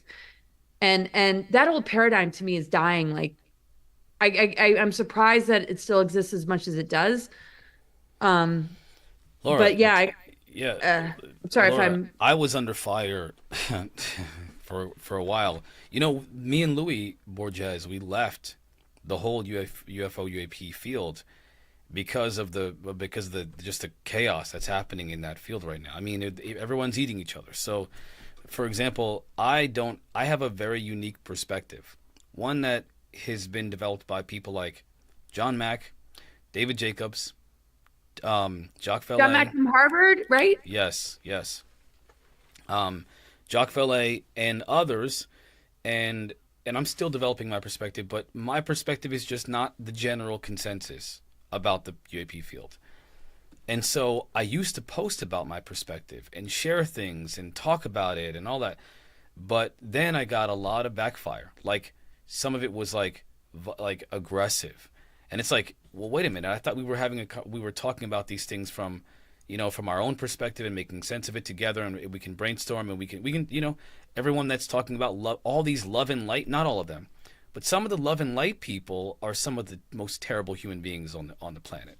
And you have to be careful because, like, they're preaching love and light, and we need to be together. Not you, by the way, Laura. You're describing the people that I'm talking about. You're literally describing them. Me too. They're not my friends anymore. No, and you shouldn't consider them. But like, we left the field because of it, and I'm more cautious about what I say and how I talk about my perspective. And honestly, it's not really that important. My perspective isn't as important as having these conversations and talking about everyone's perspective and learning about everyone's perspective and getting this information out there for everyone to analyze themselves and make up their own perspective. Yes, I mean, seriously, You like, should I have access to all the information, Yes. and that Yeah. includes your side of it too, Marquise. Exactly. I think that, Well, it's the talking yeah. stick. It's like there's not one person in charge here.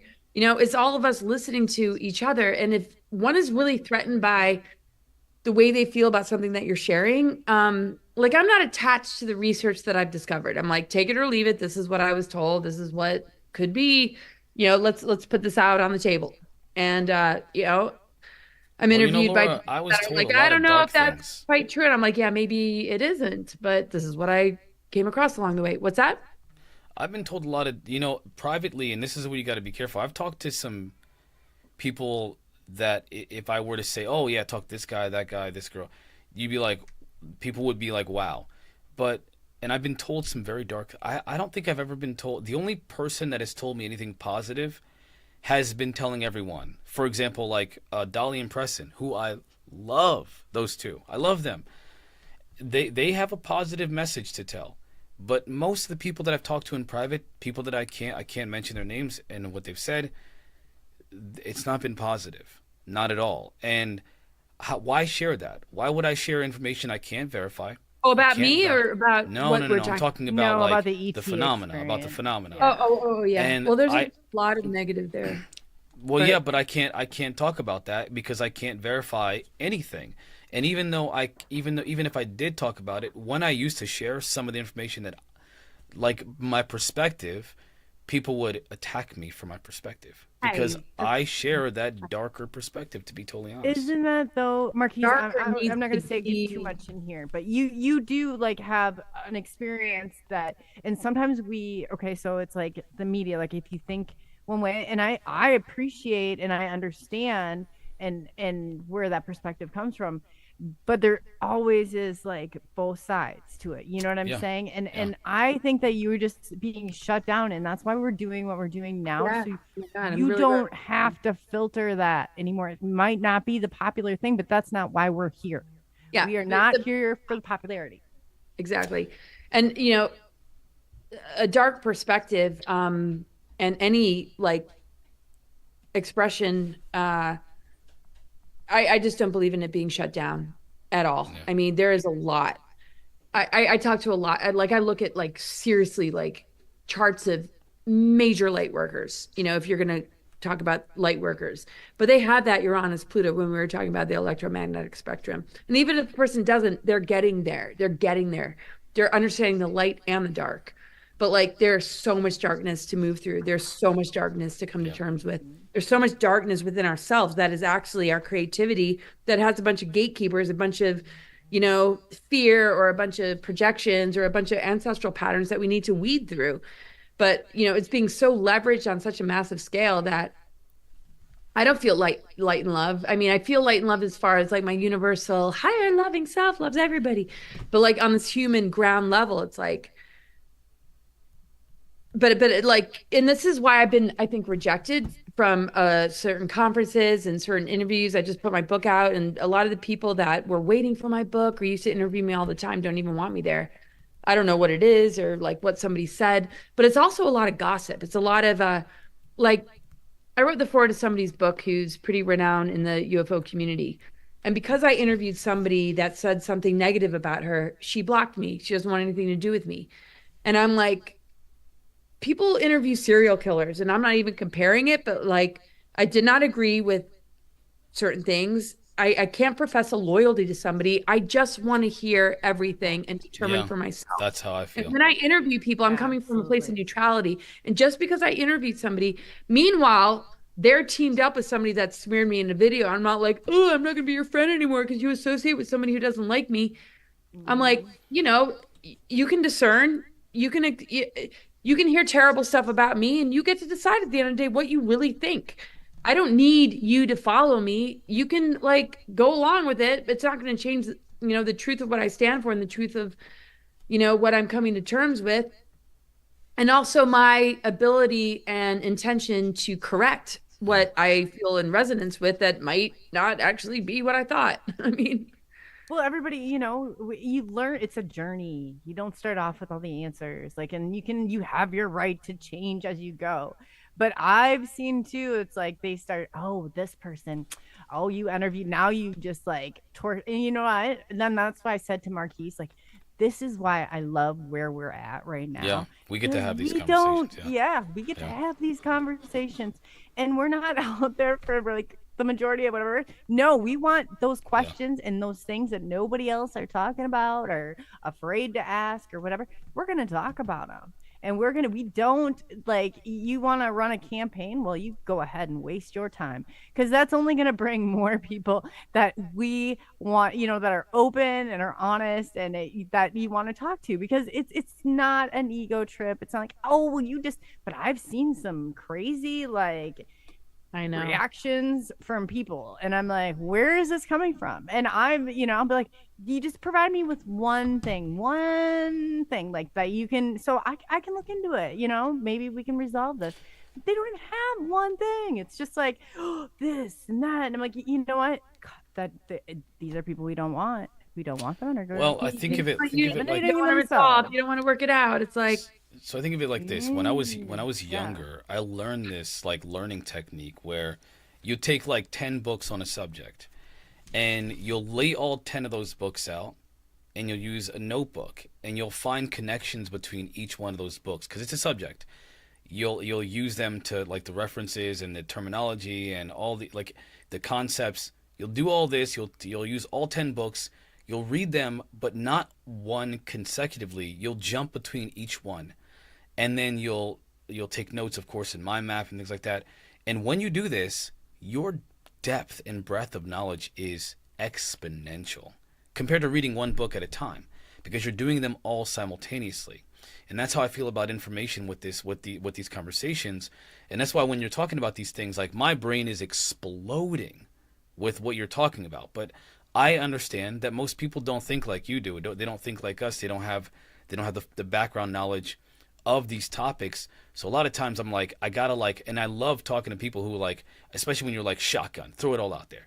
Okay, now we got a lot to talk about now. Which is when you started off, I'm like, this is it. That's why I was silent. I started off with the band. I'm like, definitely, like, I just started drinking coffee again. I'm like, this is great.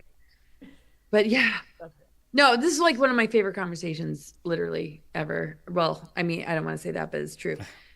I mean, like, up there with, like, all the amazing conversations. Thank you. Yeah. No, seriously, that makes me feel good because Coley said it. Like, we needed to do something. I wanted to do something. I couldn't do nothing. And when she presented these ideas with me about doing this, I was like, heck yeah, let's do it, because I knew we'd have the freedom that we wanted. And I honestly just want to have conversations with people. I want to talk. I want to listen to you. And I love it that, we can, Marquise and I, like, provide this, we balance each other out in the spectrum. So it's like, and I keep trying to encourage him, because I'm like, we were shut down. And like, when you're under another station or you're under another whatever, you got the restraints and the whatever. And he and I both were like, I said, now we don't have to do that. We don't have to censor those things, and we can offer something that nobody else is offering. And that is, the ability to talk about these things. I mean, that nobody else wants to ask the questions to, or, you know what I mean? Like, and we don't have to run by anybody else's rules. We can actually get more information out there. And it's so felt. It's like, literally, it's just like, whoa. That's why I really started off just like, I could just say this and that and that. I love it. And then I love how you honed it in. You're like, okay, like, not everybody that's listening to this is gonna. But how did you like be? Do you mind me asking? So, I'm sorry, what was that? How did you guys kind of meet and come up with this collaboration? Well, first, let me just, like, part of it, but like, did you grow up in the same area, or like? No, no. Yeah, let me. First of all, I got to give a shout out to all of our chatters. First of all, let's give a shout out to Reagan for joining in, because Reagan has a lot going on, so it's good to see you in the chat. Thank you, Reagan. I want to give a shout out to Lovey Love. Scott Rosen, of course. These are people that haven't been in the chat. Some of you haven't been in the chat for a while. We got Bryson, of course. Bryson was the first one. I think Bryson's like always the first one in the chat, as a matter of fact. So, Bryson, appreciate you, my brother. Platonic freaking zombie. You guys don't even know the history of me and Platonic Zombie. We used to go back and forth like crazy all the time. Platonic Zombie, I'm so happy to see you in the chat. You know what I'm saying? Because it's just good to, like, to see all those people. Timoth Man is also, we got an OG, an OG back in the day. So Woo Rider is also an OG, another OG chatter, So, we got that. We got Para Marv. Para Marv's also another OG. Para Marv, yes. Yeah, what's up, Para Marv? There's a lot of people in the chat that I see here. Let me see if I missed anybody. Hold on. If I missed you, put your name in all caps, y'all. I need to see that. But I got everybody in the chat. We got some people in the background too. I see we got quite a few people actually. The numbers are up. We might be on multiple platforms. Yeah, we got some people on the platforms. But let's talk about how we met. So we actually met on SOR. That's how we met. I was with Spaced Out Radio for a while. Very good experience. It was kind of like my intro into the field, to be totally honest. Like my official intro into the field. I was a podcaster before, didn't want to show my face, and then Louis Borges was like, get in the camera, man. So I did, and he kind of platformed me. Louis actually platformed me entirely with this whole thing.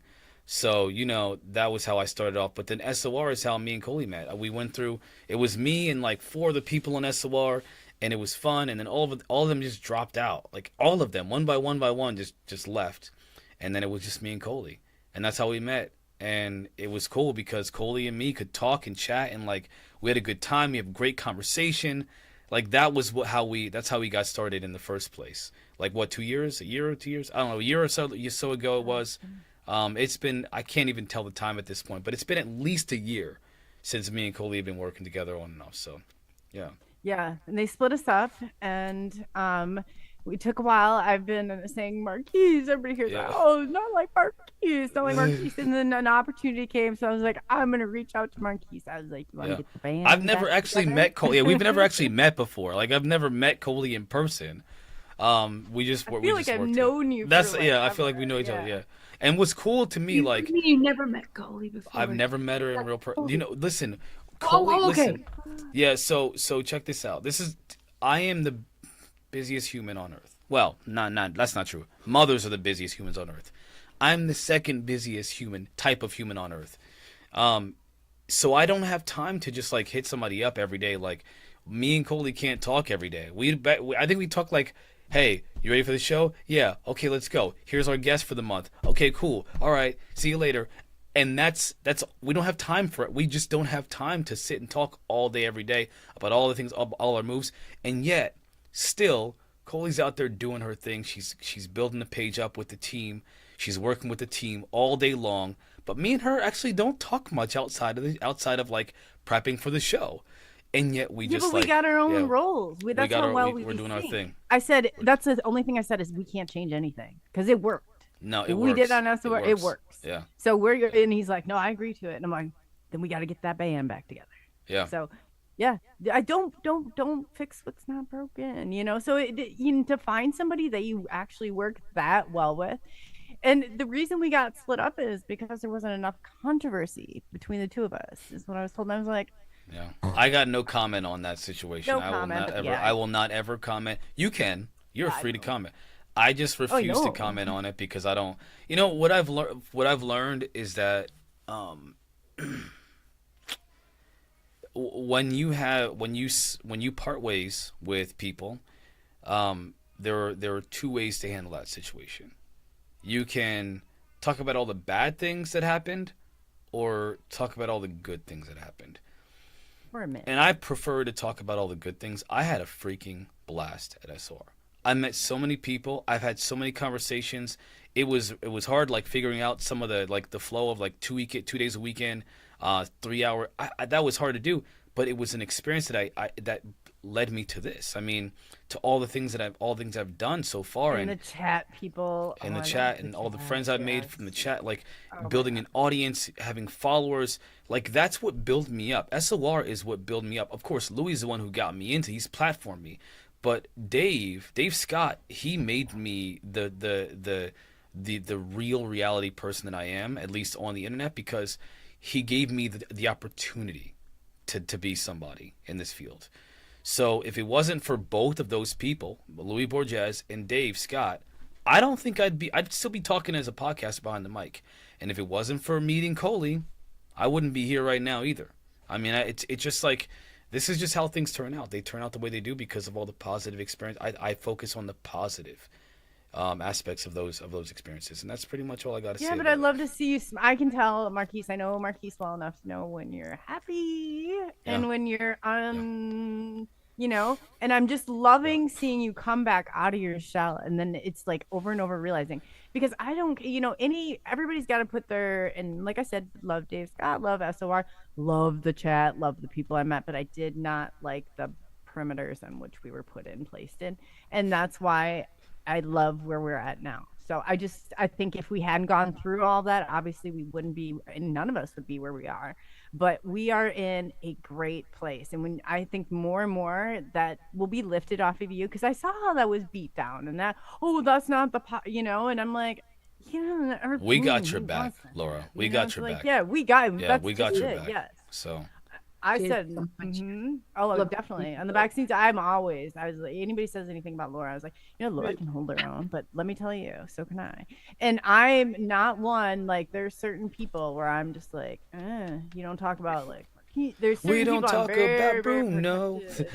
Yeah. And then you try, and like that little ghetto side, I'm a Yeah. Generation Xer. I'm a kind of a, what do you call it? I call myself, I always tell a degenerate. I always tell my son, I'm Generation. I'm one of those Whatever. generation Oh my Xer God. degenerates. Okay, can't This is like one of that my just favorite comes shows out. I've ever been on. But yeah, just to know that, Laura, we got your back, and if anything, I come and I tell, and I tell everything. Likewise, right back at you. Yeah, Seriously. no, because I think that the only way that if we need to set a different standard here, and if we can't, and I just love the fact that that even the people that are that's great. You know why? Because we're gonna find a better place, and those people in the end they weed them own selves out. They'll end up battling with somebody else, and then battling, and then they'll end I up. know. I've It's actually like just watched like them. Yeah, I watched them. I watched them chase they people off are, the right? platforms, and then I've watched them fall off the platform Like, what's your problem? Yeah. So one of them Yeah. came at me and she's emailing me. She's like, "You ruined your great grandfather's legacy," and I'm like, "You guys keep shooting yourself in the foot, and you look like the biggest like." I don't know.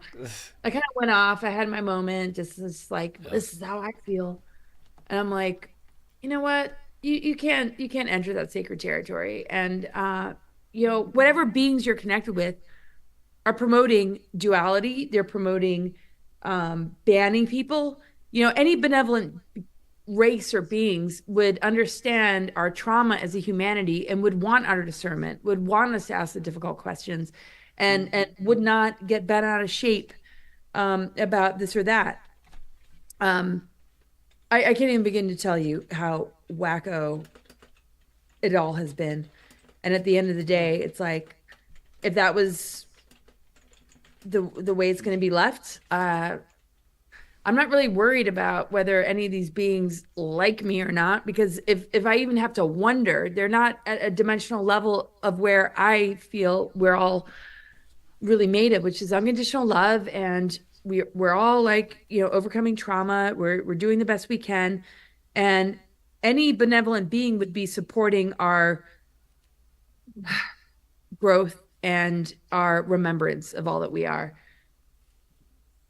Anybody that's important. threatened by that, when you're still like benevolent, or threatened because you talk to somebody that they don't like, it's like, are we in galactic high school? Is this like, are Yeah. we entering like, it's just, Oh, yeah, it's like no. galactic high school. 101.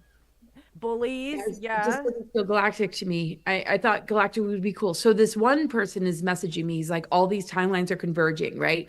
You got the higher aspect of the Pleiadians, these different aspects, but then you got the lower aspects where they're literally like wanting to wipe out humanity, and they align with like the Nazis kind of thing.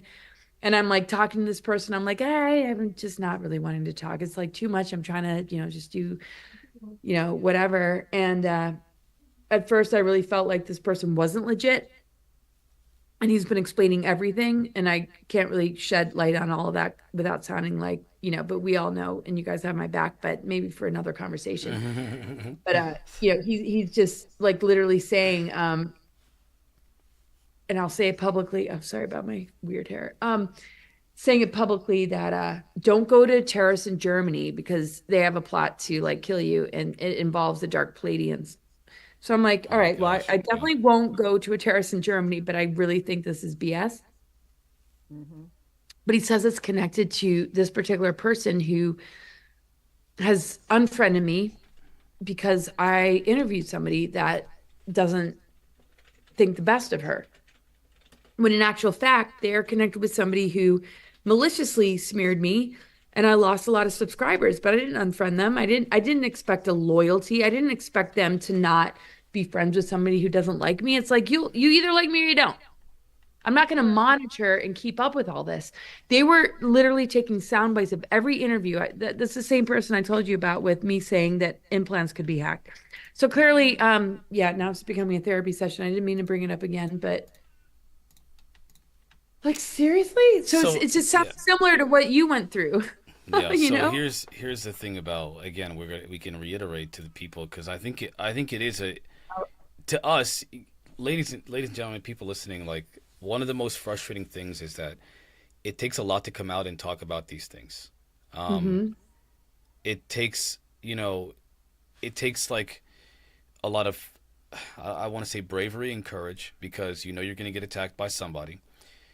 you know that we feel our imperfections are worse than they probably are. We always know our imperfections, so we're like, oh my gosh, all these things that are wrong about me, everyone's gonna see it. I know they are. They're gonna put it in the chat, even if they never do. You know, somebody in there is probably It takes a lot of courage to do this. So the idea that like we have people that are targeting us, and I don't have it that much anymore, but I did, and Laura, I know what you're talking about. Because our perspective differs from theirs is ludicrous. And this is again why I left the whole ufology field for a while, but whatever, it doesn't even matter anymore. I think that we know that we have people that support us, and that's what I rest in. I've learned that if there are people in the chat that are causing negativity and chaos, it's been a pleasure. There's another channel you can talk about me on. If there's people on Twitter or X, whatever, that don't like me and have things, it's been a pleasure. You can take that somewhere else. And you add infinitum. Like, I don't care what anybody else has to say, because I'm in my own world. I've created a world for me, and I'm sharing that world with other people who want to share their world with me. That's it. It's not always going to be like, I just know in the last 4 years, I've probably been the most hated individual in my city at one time, and I was the only one out there doing it. Oh my God, I've been like, so you want to hang out? I fucking love you. I had the whole mall chanting "Stop the Spread" to me one time. My mom's like, "I gotta get out of here," and I'm like, it's fine. Let them go. I was like, "F you," as I'm walking past. I still did my shopping, and I didn't cave. So it's like, and then I remember one like group of very mixed up individuals came. They're like, "We accept you." I said, "Oh Lord, Wow, I'm so honored for your acceptance." I said, let's not even go down that road, okay? Like, I don't want it. Let's keep moving. It's just like, it literally when I said that, I'm like, my skin started to itch, and I'm like, oh God, I'm starting to get itchy. Yeah, I know. We accept. I don't want to be it. Don't put me in that. There's a lot to that whole situation too. I mean, again, the hardest. What is it? Hive mind, right? There's this idea that, there's a theory that there is an alien race or a non-human intelligence that is essentially moving us towards some aim of theirs, that is socially engineering us through human beings placed on this earth or manipulated on this planet. That and they're all of these things that you're all mentioning, they're all, and this is a bizarre, listen, I'm not saying that I believe this or that it's true. It's just information and data for you to take in. It's a real theory that's out there. Read about it. That there's this influence from these non-human intelligences where it's so all encompassing that your neighbor could be involved in this influence, and they don't even know about it. They're not even aware. Mm-hmm. They end up on Your Neighbor or like Evil Lives Here documentaries. It's what's that? Yes. I didn't hear what. No, it just no. I'm just keep going. It's just I watched that too. Yeah. So the crazy thing to me is that there are researchers like Peter Levenda. You mentioned earlier about World War II. Listen, again, I'm not here to take a position at this moment. But to share some information, Peter Levenda mentions that there's an entire group of Nazis that have massive funding that have not been defeated by the U.S. that are operating in a foreign nation, and that there's an awareness of these people. He mentions that there are politicians in the U.S. that are literally using seances and again. I'm not saying that it's true. Oh yeah. All kinds of you Aleister Crowley. And if you look at the space program, and listen, there's a lot of theories. Crowley has so much to do with everything. Yes. Right. There's a lot of and by the way, if you don't know, we're talking about Satanism, guys. We're talking about magic, and this is why I don't talk about it. There's certain places like you go in there and that cult, like you can't fathom it. Like, there's certain places like that thrive. Hold on, I want to give some, I want to shed some light on what Laura might be referencing. Some of the things that might kind of connect to this. There are credible, intelligent, thoughtful, prolific writers who have been talking about this potential influence for decades, and they've done the research, they collected the data, they've done the conversations and interviews with people that are on the inside of these groups of people who are literally, allegedly, worshiping these entities that want influence and power in our world over us, and they're using them. And there's a reason why when Elizondo said that some politicians he spoke to said, leave it alone.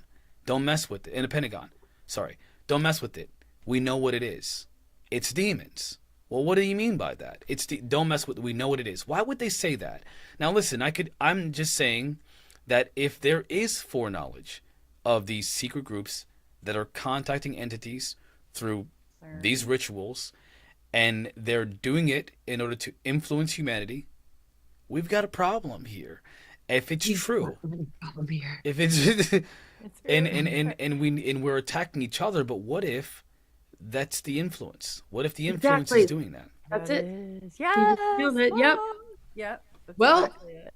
power suggestion and all these different tactics being used to prop up these figures, entertainment industry, doctors, people that have gotten university degrees, politicians, government, you name it, religion.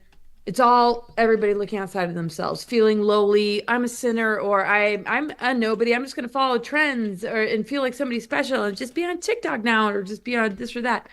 And the social media influence is really important because there's a lot of, people that are, shedding light on a lot of truth, but of course they're getting censored. I've lost most of my, platforms, and, I'm not really attached to it, but, at the same time, I'm like, I don't know what else I'm here to do. And like, and it's not about me, but like, it's just like, hey guys, there's a cliff over there. And if you walk, that's not real grass. Okay, you're going to fall and plunge to your death. Okay. Dang. Like, and I see us all as like cosmic EMTs. It's like, when you're looking at individuals that are in service to humanity, it's not about like, oh, let's turn disclosure into celebrity, which I feel a huge portion has become, which is a huge turnoff to me. And it's kind of insulting. Yes. But, I'm not gonna like let it get to me, but Oh gosh. I was gonna say something else. But, yeah. I saw it too.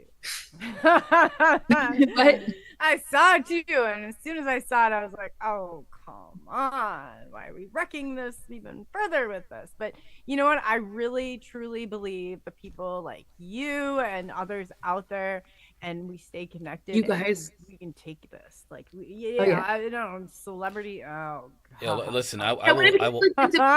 Word ceremonies, like. Yeah. All right, go ahead, Marquise.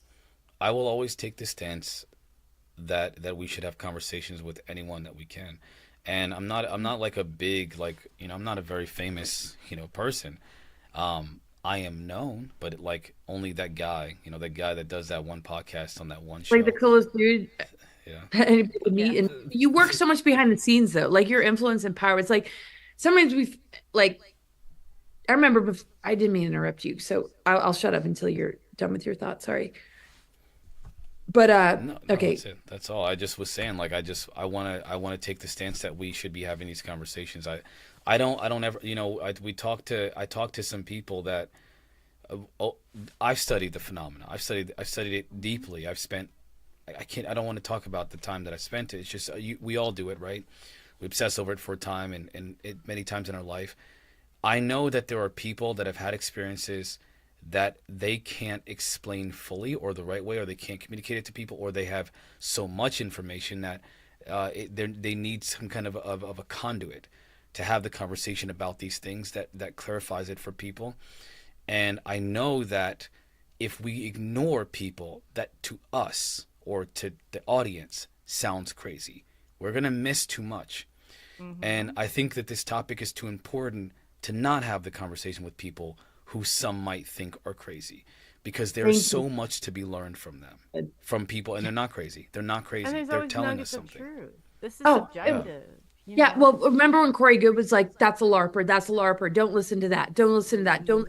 And even somebody whose name begins with an E and her freaking cheerleader, her name begins with a D. I think that's enough because I don't smear people publicly. I mean, I could be talking about Ernie and Dino the dinosaur. I mean, Yeah. Tino the dog. but I'm just saying, like, So if you're groups a being a lot. gatekeeper to other people's information, not only are you insulting the audience and saying they can't discern, you are pushing a narrative. I mean, Jason Rice was a really important. I mean, I just listened to a bunch of his videos last night. I just got in touch with a new friend who I gave a reading to, who's writing a screenplay. And he's like, you got to check out these videos from Jason Rice. And Jason Rice and I were going to collaborate on a conference. And I just didn't get in touch with his information just because I don't have a lot of time to read books or even get in touch with people's information. But I don't like formulate opinions until I'm like, I have a legitimate reason to say something because I've absorbed myself into it and I've felt it out. And it's very rare I'm going to like smear anybody publicly, but like after Corrigan, I think, a lot of us are like, whoa. And he was such a gatekeeper to some really important people. Oh, yeah. That's all I'll say. I don't want to, I pray for his healing and I'm not into duality or choose this side, choose that side. I mean, he brought forth, I think, some very important things, but a lot do that are important. But what you were saying, Marquise, which is, and both of you have to be able, like with Alex Jones, to take what resonates and not just give it all to that person. And if people don't get that after surviving cults and surviving religions and whatever it is that this human race has been up against for the last at least 26,000 years, when all this other stuff and the infiltrate. All right. I'm going to like ration my passion and just chill. No, it's cool. But I think that it's was okay. detrimental. That was a big blow, Laura, to you, because you know what I mean. Corey Good, all of a sudden he came out and he's like, well, it was like, but you're right. There was some good aspects to it. I mean, there's good. I will listen. Everybody and everything. Yes, there's nuggets of truth, and if you want to find the answers, you got to listen to all sides, and then what resonates with you. That's what the filter of your intuition. Yes. That's the water filter. You are the one that knows. Yep. All this, like, anything outside of us has the answers. That is literally the game book, the playbook of every scenario under the sun. That is masked itself. Like, remember that show, that movie, Master of Disguises? I think I just watched it last night. Dana Carvey, Master of Disguises. Are you talking about the one with whom I want to be the master of disguise? That guy? Are you talking about the one with Dana Carvey from Saturday Night Live? I haven't seen it in like forever, but it was like, when Master of Disguise is like, oh, we're not Nazis anymore. We're global climate change. And, and everybody being confused by the Jews and the Germans and this and that. It's like there's something that is at the core that is playing all of this so that the root races and the cloister races will not come together and rebuild the template of their DNA. Right. Because then they have nothing to feed on. I said they're at the core, there's them and us. We're not a part of the group. It doesn't matter what the top 3%, they are who they are, and they will take out everyone underneath them. It does not matter. So the ideal, right? I mean, you just reminded me of something when you just said that. I mean, and I think I've thought this before. Well, I do actually feel confident that I thought this before. Like, even though it's like doing that, it's like the shadow side of our ego or negative ego has self-destructive tendencies, right? That we would literally annihilate ourselves with suicide or like addiction or, living a really low vibrational life that is going to cut our life short. And we're putting ourselves in vulnerable positions, like, whatever it is. And the matrix inversion energies are like encouraging in a lot of ways, because it's either going to create a lot of depression, sadness, anger, and rebellion, or compliancy and like false ego, false like, I got this university degree and, give me your money because I have all the answers as far as this or that, and take this drug. And oh my gosh. And I threw my graduation thing in the air and my mom loves me even more. And so does my, yeah, right. just all this. Accepted. Yeah. I know. I'm going to nauseate myself if I Yeah. So how much time do we have with you? I want to know, because I do have a couple, like one or two more questions, unless Coley has something. Absolutely. Well, yeah, my evening's completely open. I'm like in the most wonderful company. So Good. Yeah. Thanks for letting me. And I just really love hearing you guys. Thanks for holding this space. So yeah, whatever questions. I have nowhere to go except for maybe shutting a few windows and doors and making sure the chickens get back in their coop. Well, Actually, my husband mostly does that, but well, I appreciate you being here. I was worried, I was me like, oh too. man, there was because ironically, the same time that things were going on, there was that hurricane warning here. So it was just ironic the timing there. I was worried that you didn't want to or that you couldn't reschedule for this. So I'm really glad and I appreciate that you were able to do this on Wednesday, on a random Wednesday. So thank you for that. oh, geez, Yes. Yes. Thank you. Yeah. Thank you. That was cool. So, there is something I wanted to talk about to ask you about, and that was the treaty that was alleged by your grandfather or your great grandfather. I'm sorry. right, Um, right. And I brought up. Oh, yeah. Go ahead. no, if you have input, by all means, I can wait. If I were to have to take this on the road, is that okay if I rejoin the Zoom call? Yeah, I mean, we have about half an hour Right. before we have to because I think it's been I honestly didn't realize it. No, It's I'd love to keep going as yeah. whatever, but I'm just saying if at a point that's all I'm doing. I don't So, mind. I don't mind at all. Do you, Okay. Laura? It's like I had to. yeah, do you like, do you stop my mind if I cat take it on the and go road? Like, take no, a- I want to listen. I want to keep this going. Like, this is a great conversation. And we'd always like reconvene. I mean, I love talking to you guys. Ah, Well, You yeah, know, we could listen. We can tease the audience, because listen, we want you guys to come back. We could always tease the audience. I've actually, just so you guys know, I actually have a full-time job. I got off work at 8 p.m. Eastern my time. I didn't leave until 8:30, and then I rushed home, started everything up, and that's why like this is our life. And then tomorrow we're on until it'll be about 11:30 p.m. my time now. I got to get up tomorrow morning at 6 o'clock in the morning because it takes me like 2 hours to get ready, and I got to be to work at 8:30 tomorrow morning. So this is 4th of July. it is Yeah, the we- fourth. I Such a work. free country, you guys. I work right? on the 4th of July, which is gonna be awesome. By the way. I'm excited about that. I So told my like son to go out this, and yeah, I don't pretend mind. it's free. We can keep them. We can keep the audience. Oh well, wanting more. just like a quick little blip about what your question was. So yeah, if you Google ET and government treaties or anything about that, you're going to run into Eisenhower and the Greada Treaty. I got to know the senior advisor to the Earth Alliance in the last 2 years. His name's Dan Cooper. I put him in my book, and he wasn't really seeking me out. I saw his comments, and I was like, "Hey, can you email me?" And he was giving me so much information. I was like, do you want me to pay you? Like, I can't even believe you're giving me all this information. He's sort of like kind of grumpy, kind of like intense. He's like, ugh, all these narratives and all this stuff that's blaming your great grandfather is fully funded through your tax dollars and all these different, tactics to create these false scenarios. And I'm like, well, I was exposing that Eisenhower might have signed treaties because I'm here for truth. I'm the kind of person that's like, I don't care if I was married to an evil person or was born into evil, I'm going to expose it. And yeah, I think I've had my share of that. But, in this lifetime, I'm like, I was really observant. I want to say fly on the wall, but I'd prefer to say butterfly on the wall because flies are, they puke on your food and like a little bit. Maggots. Yeah. No, but So I just remember like really young though, just being like, oh my gosh, right? every time they land, I was having this connection with him, and I was looking at the books on the bookshelf, and the family around me, and I just knew that we had an agreement. He's like, don't get taken to Mars, refuse to go, and at the same time, like these downloads that, like when we deal with the invisible realms, like you guys do, right? It's really hard to articulate. You just know. But it was what has been guiding me from this point forward, which is there's going to be a lot of lies and false narratives and bullshit, written and said about me. And it was sort of like, if you're up to the challenge, you have free will, you're in a human vessel, And I was recruited to go off planet, and it got intercepted that somebody would come into the family to help blow the lid off what he warned about in his final speech.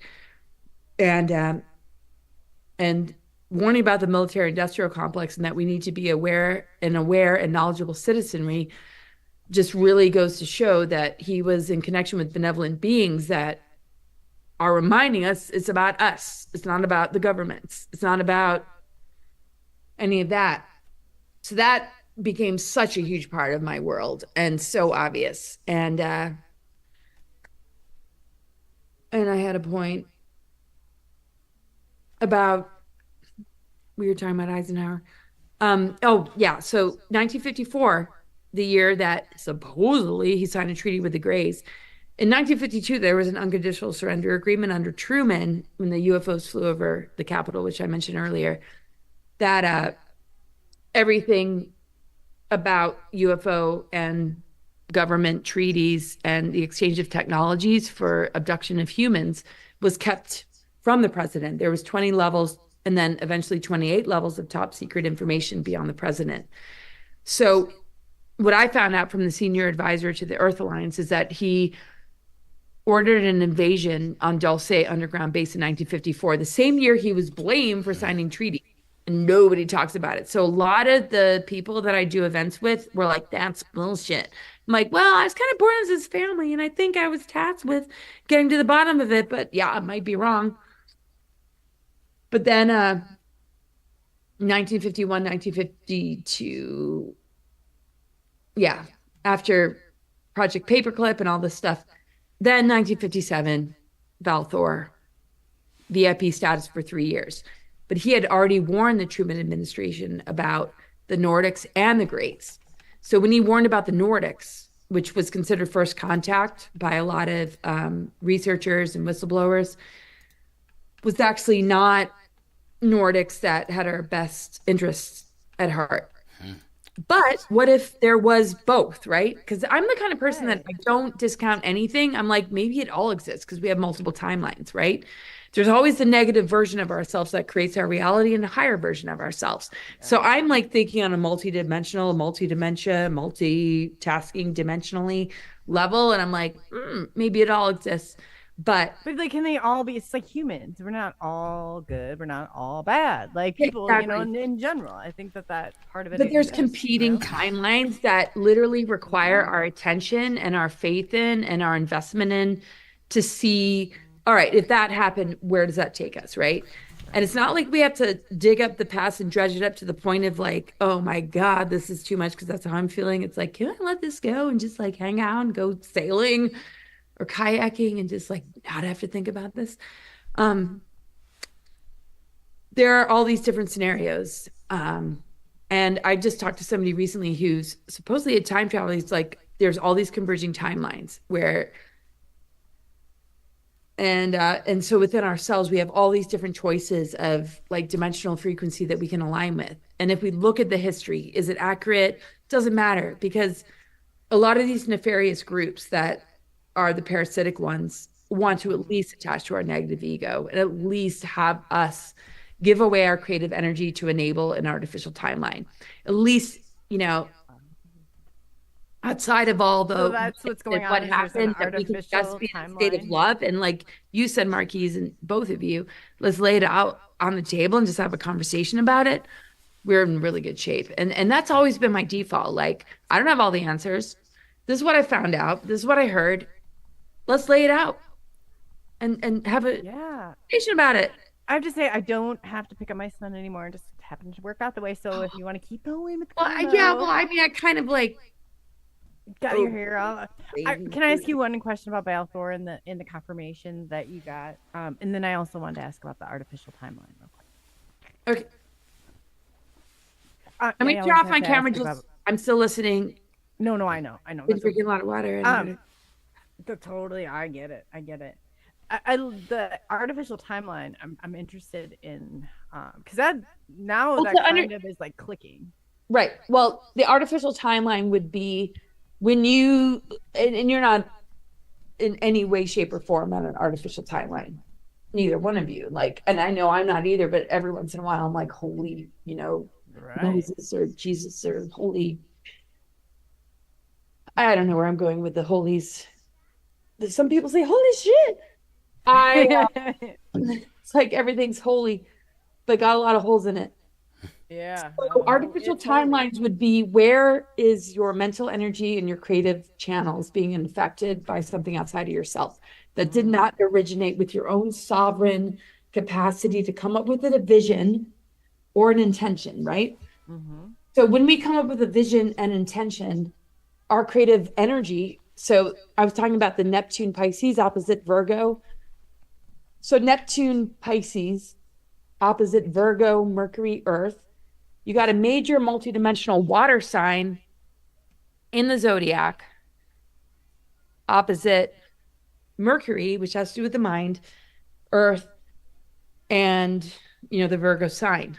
So everything about the North and South node that we're born with and all the eclipses that we experience every year has to do with the growth period of humanity and our own soul.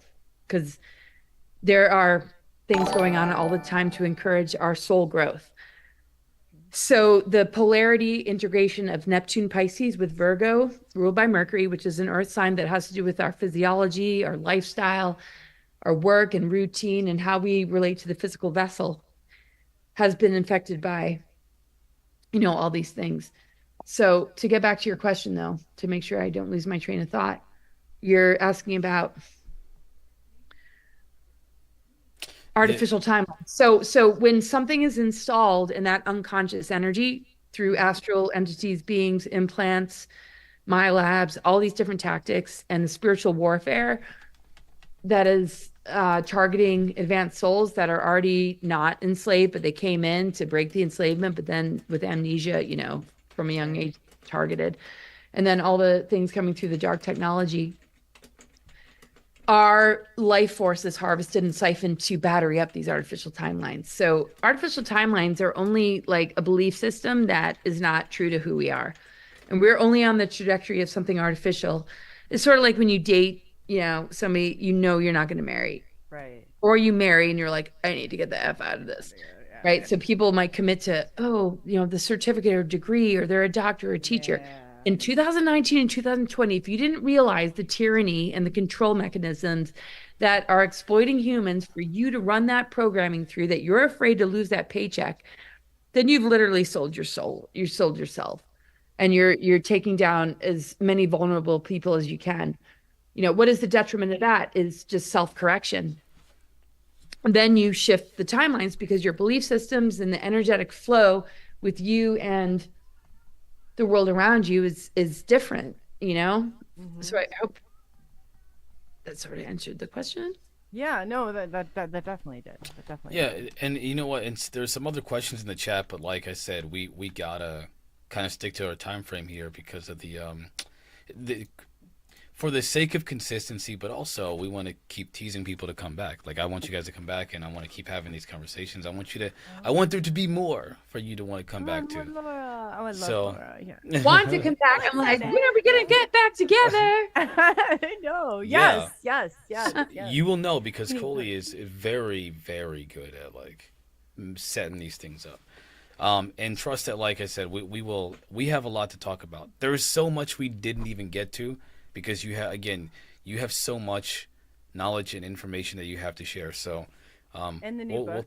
Yeah. and you have a book. So, on the final note, tell everybody what you're working on now, where they can find that, and where they can find you.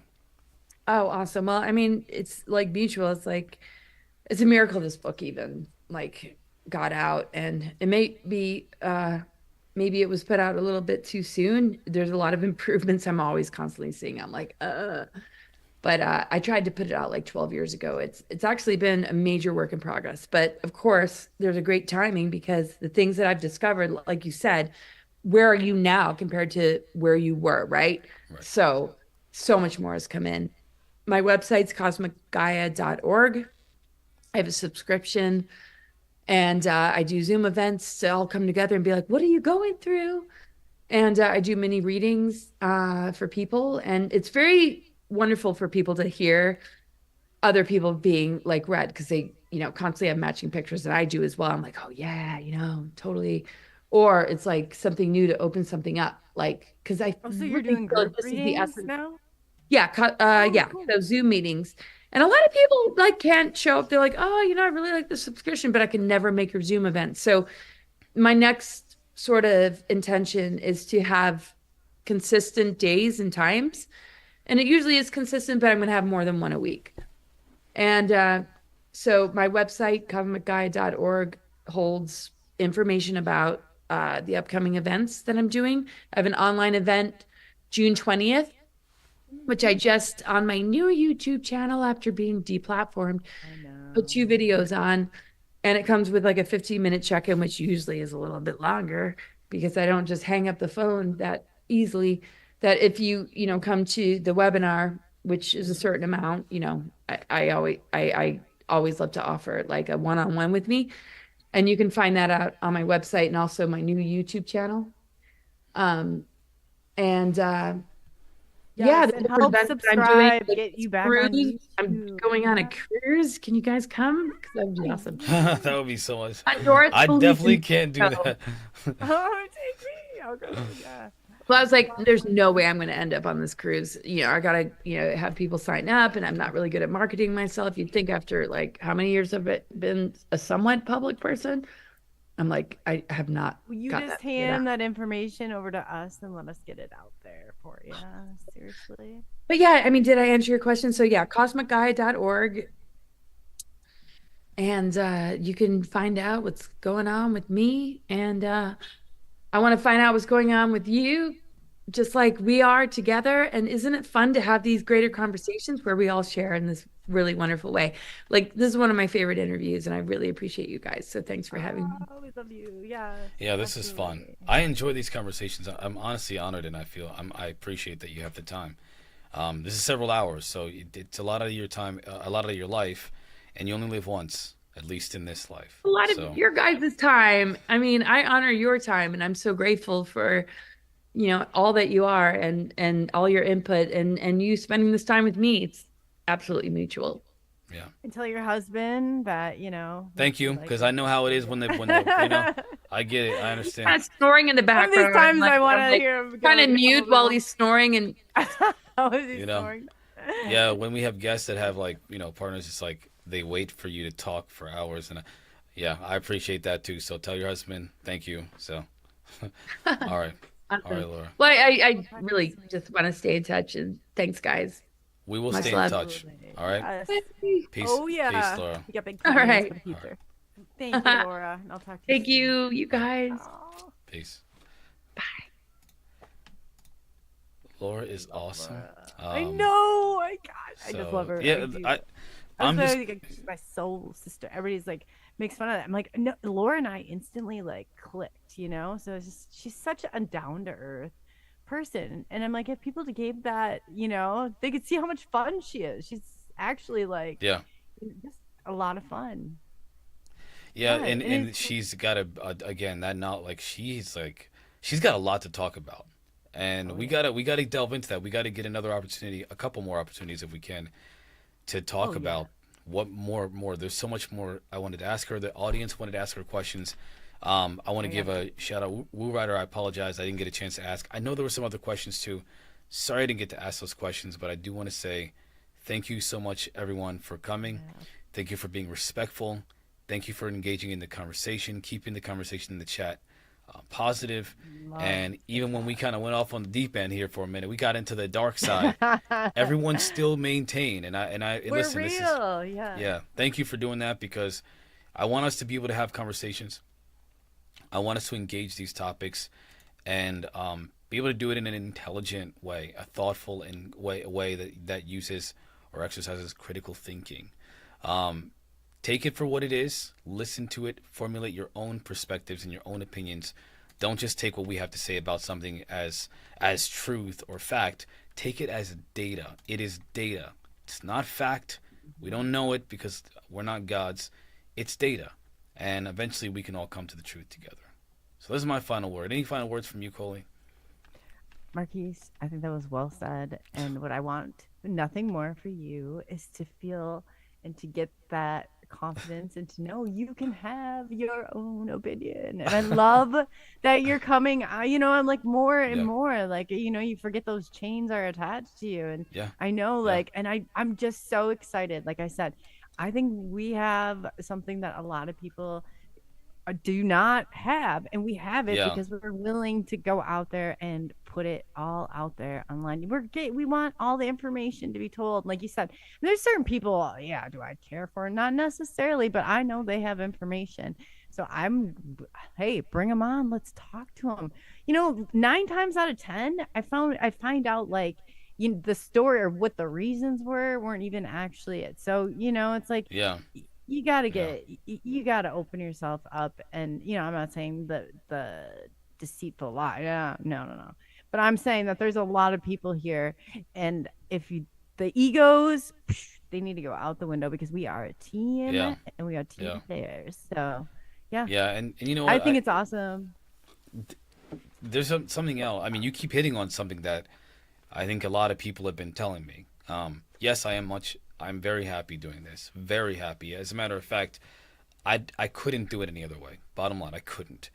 So there's that. But also, I just want us to treat each other like humans. I want us to be good to each other. Like I have this vision of the world, this vision of how we should be. And I know it may be delusional, but I believe that my delusion feels better than what some people's reality is.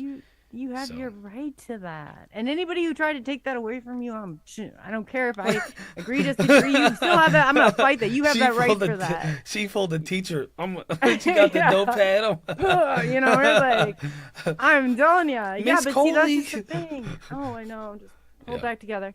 But that's just the thing is I'm gonna fight every time that you have the right to that. I don't have to agree with that, but I learned from you so much. Like I learned so much from you, and it helps you rope things back in. Because sometimes like I go woo, and you're like, oh, come on, Coley, come on, and then it works. It works. Whatever it is, it works.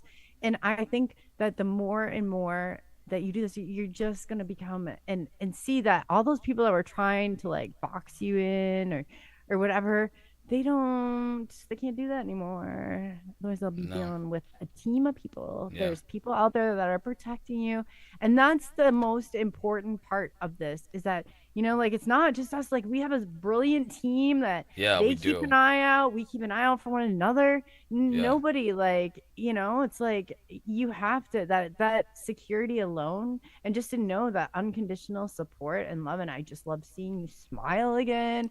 I just love having you back, and I feel like I said this is absolutely, I lost like where it was like a drag. To get on the show, I'd be like, oh, That was it was yeah. There were times where it was so rough. It was like, oh my, like it was like when you have a job that you anyway, I'm not gonna, Yeah, no, I'm not I gonna go don't- there. So it's just like I'm just so happy that we are in the position we are, and like I said, everything happens for a reason, and I'm so glad that you're ready to get that band back together. And I mean, it was just so quick, but it worked. It And was it fast, will work. and it Yes. did work, yeah. And Yes. it's like exploding. Like there's I so many know, things in the it's back so end that you guys don't even know about yet. It's like a lot of I things happening in know. the back. Yeah, there's a lot we're working on. There's a lot we're developing. There's a lot we're learning. We are just like we're just at the beginning of whatever this thing know. is. So I know whatever this yeah. is, it's like it's gonna be a wild ride, and we're Yeah. glad to have everyone along with us because we are team players. Remember, we need everybody. Like, it's a unity. It's not only like it's not about the numbers, but the numbers help you get more voices out there. But if people are listening and they understand, like we're listening to you too. We're not just out here like telling you what you want to hear. Nah, that doesn't happen from us at all.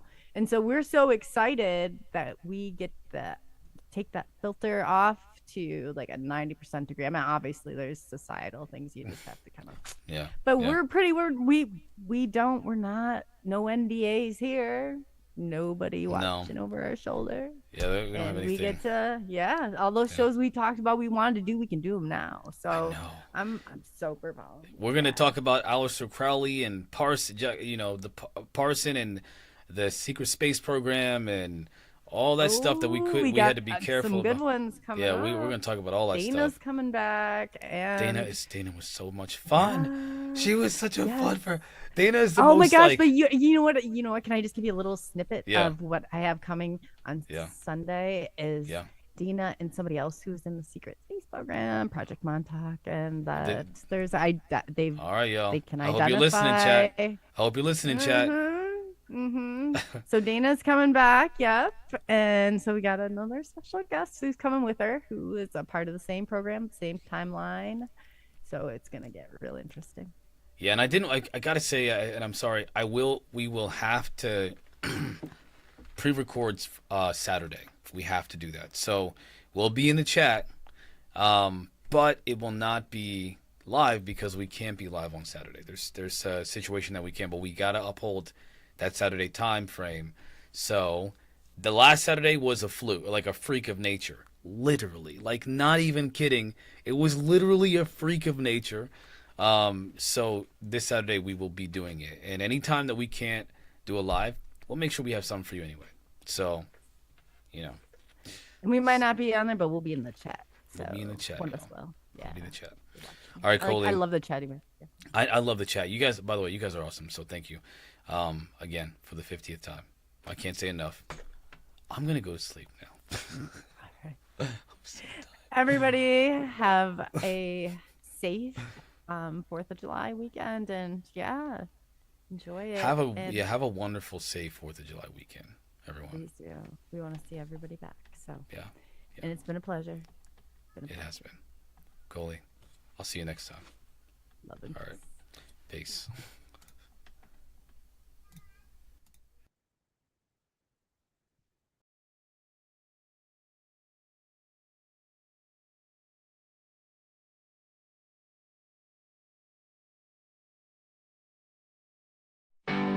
Keith and Coley, they're ready to go.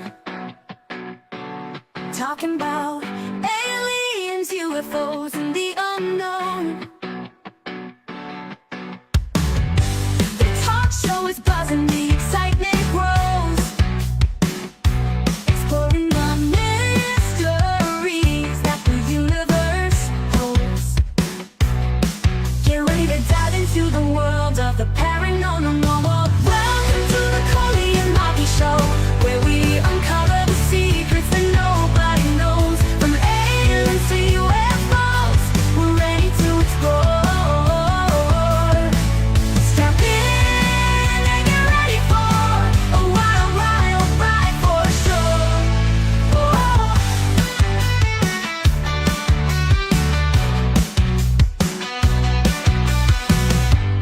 Fearless and bold, not afraid to ask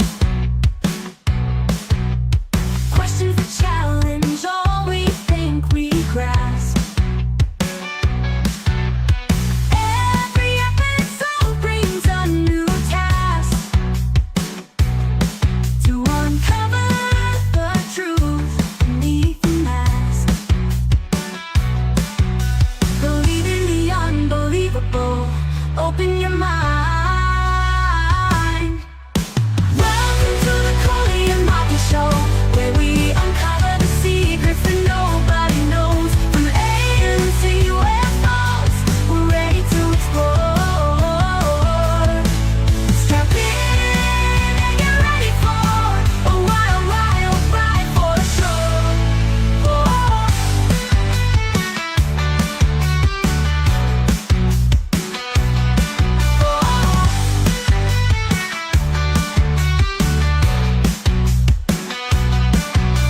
Welcome to the Coley and Marky Show, where we uncover the secrets that nobody knows. From aliens to UFOs, we're ready to explore.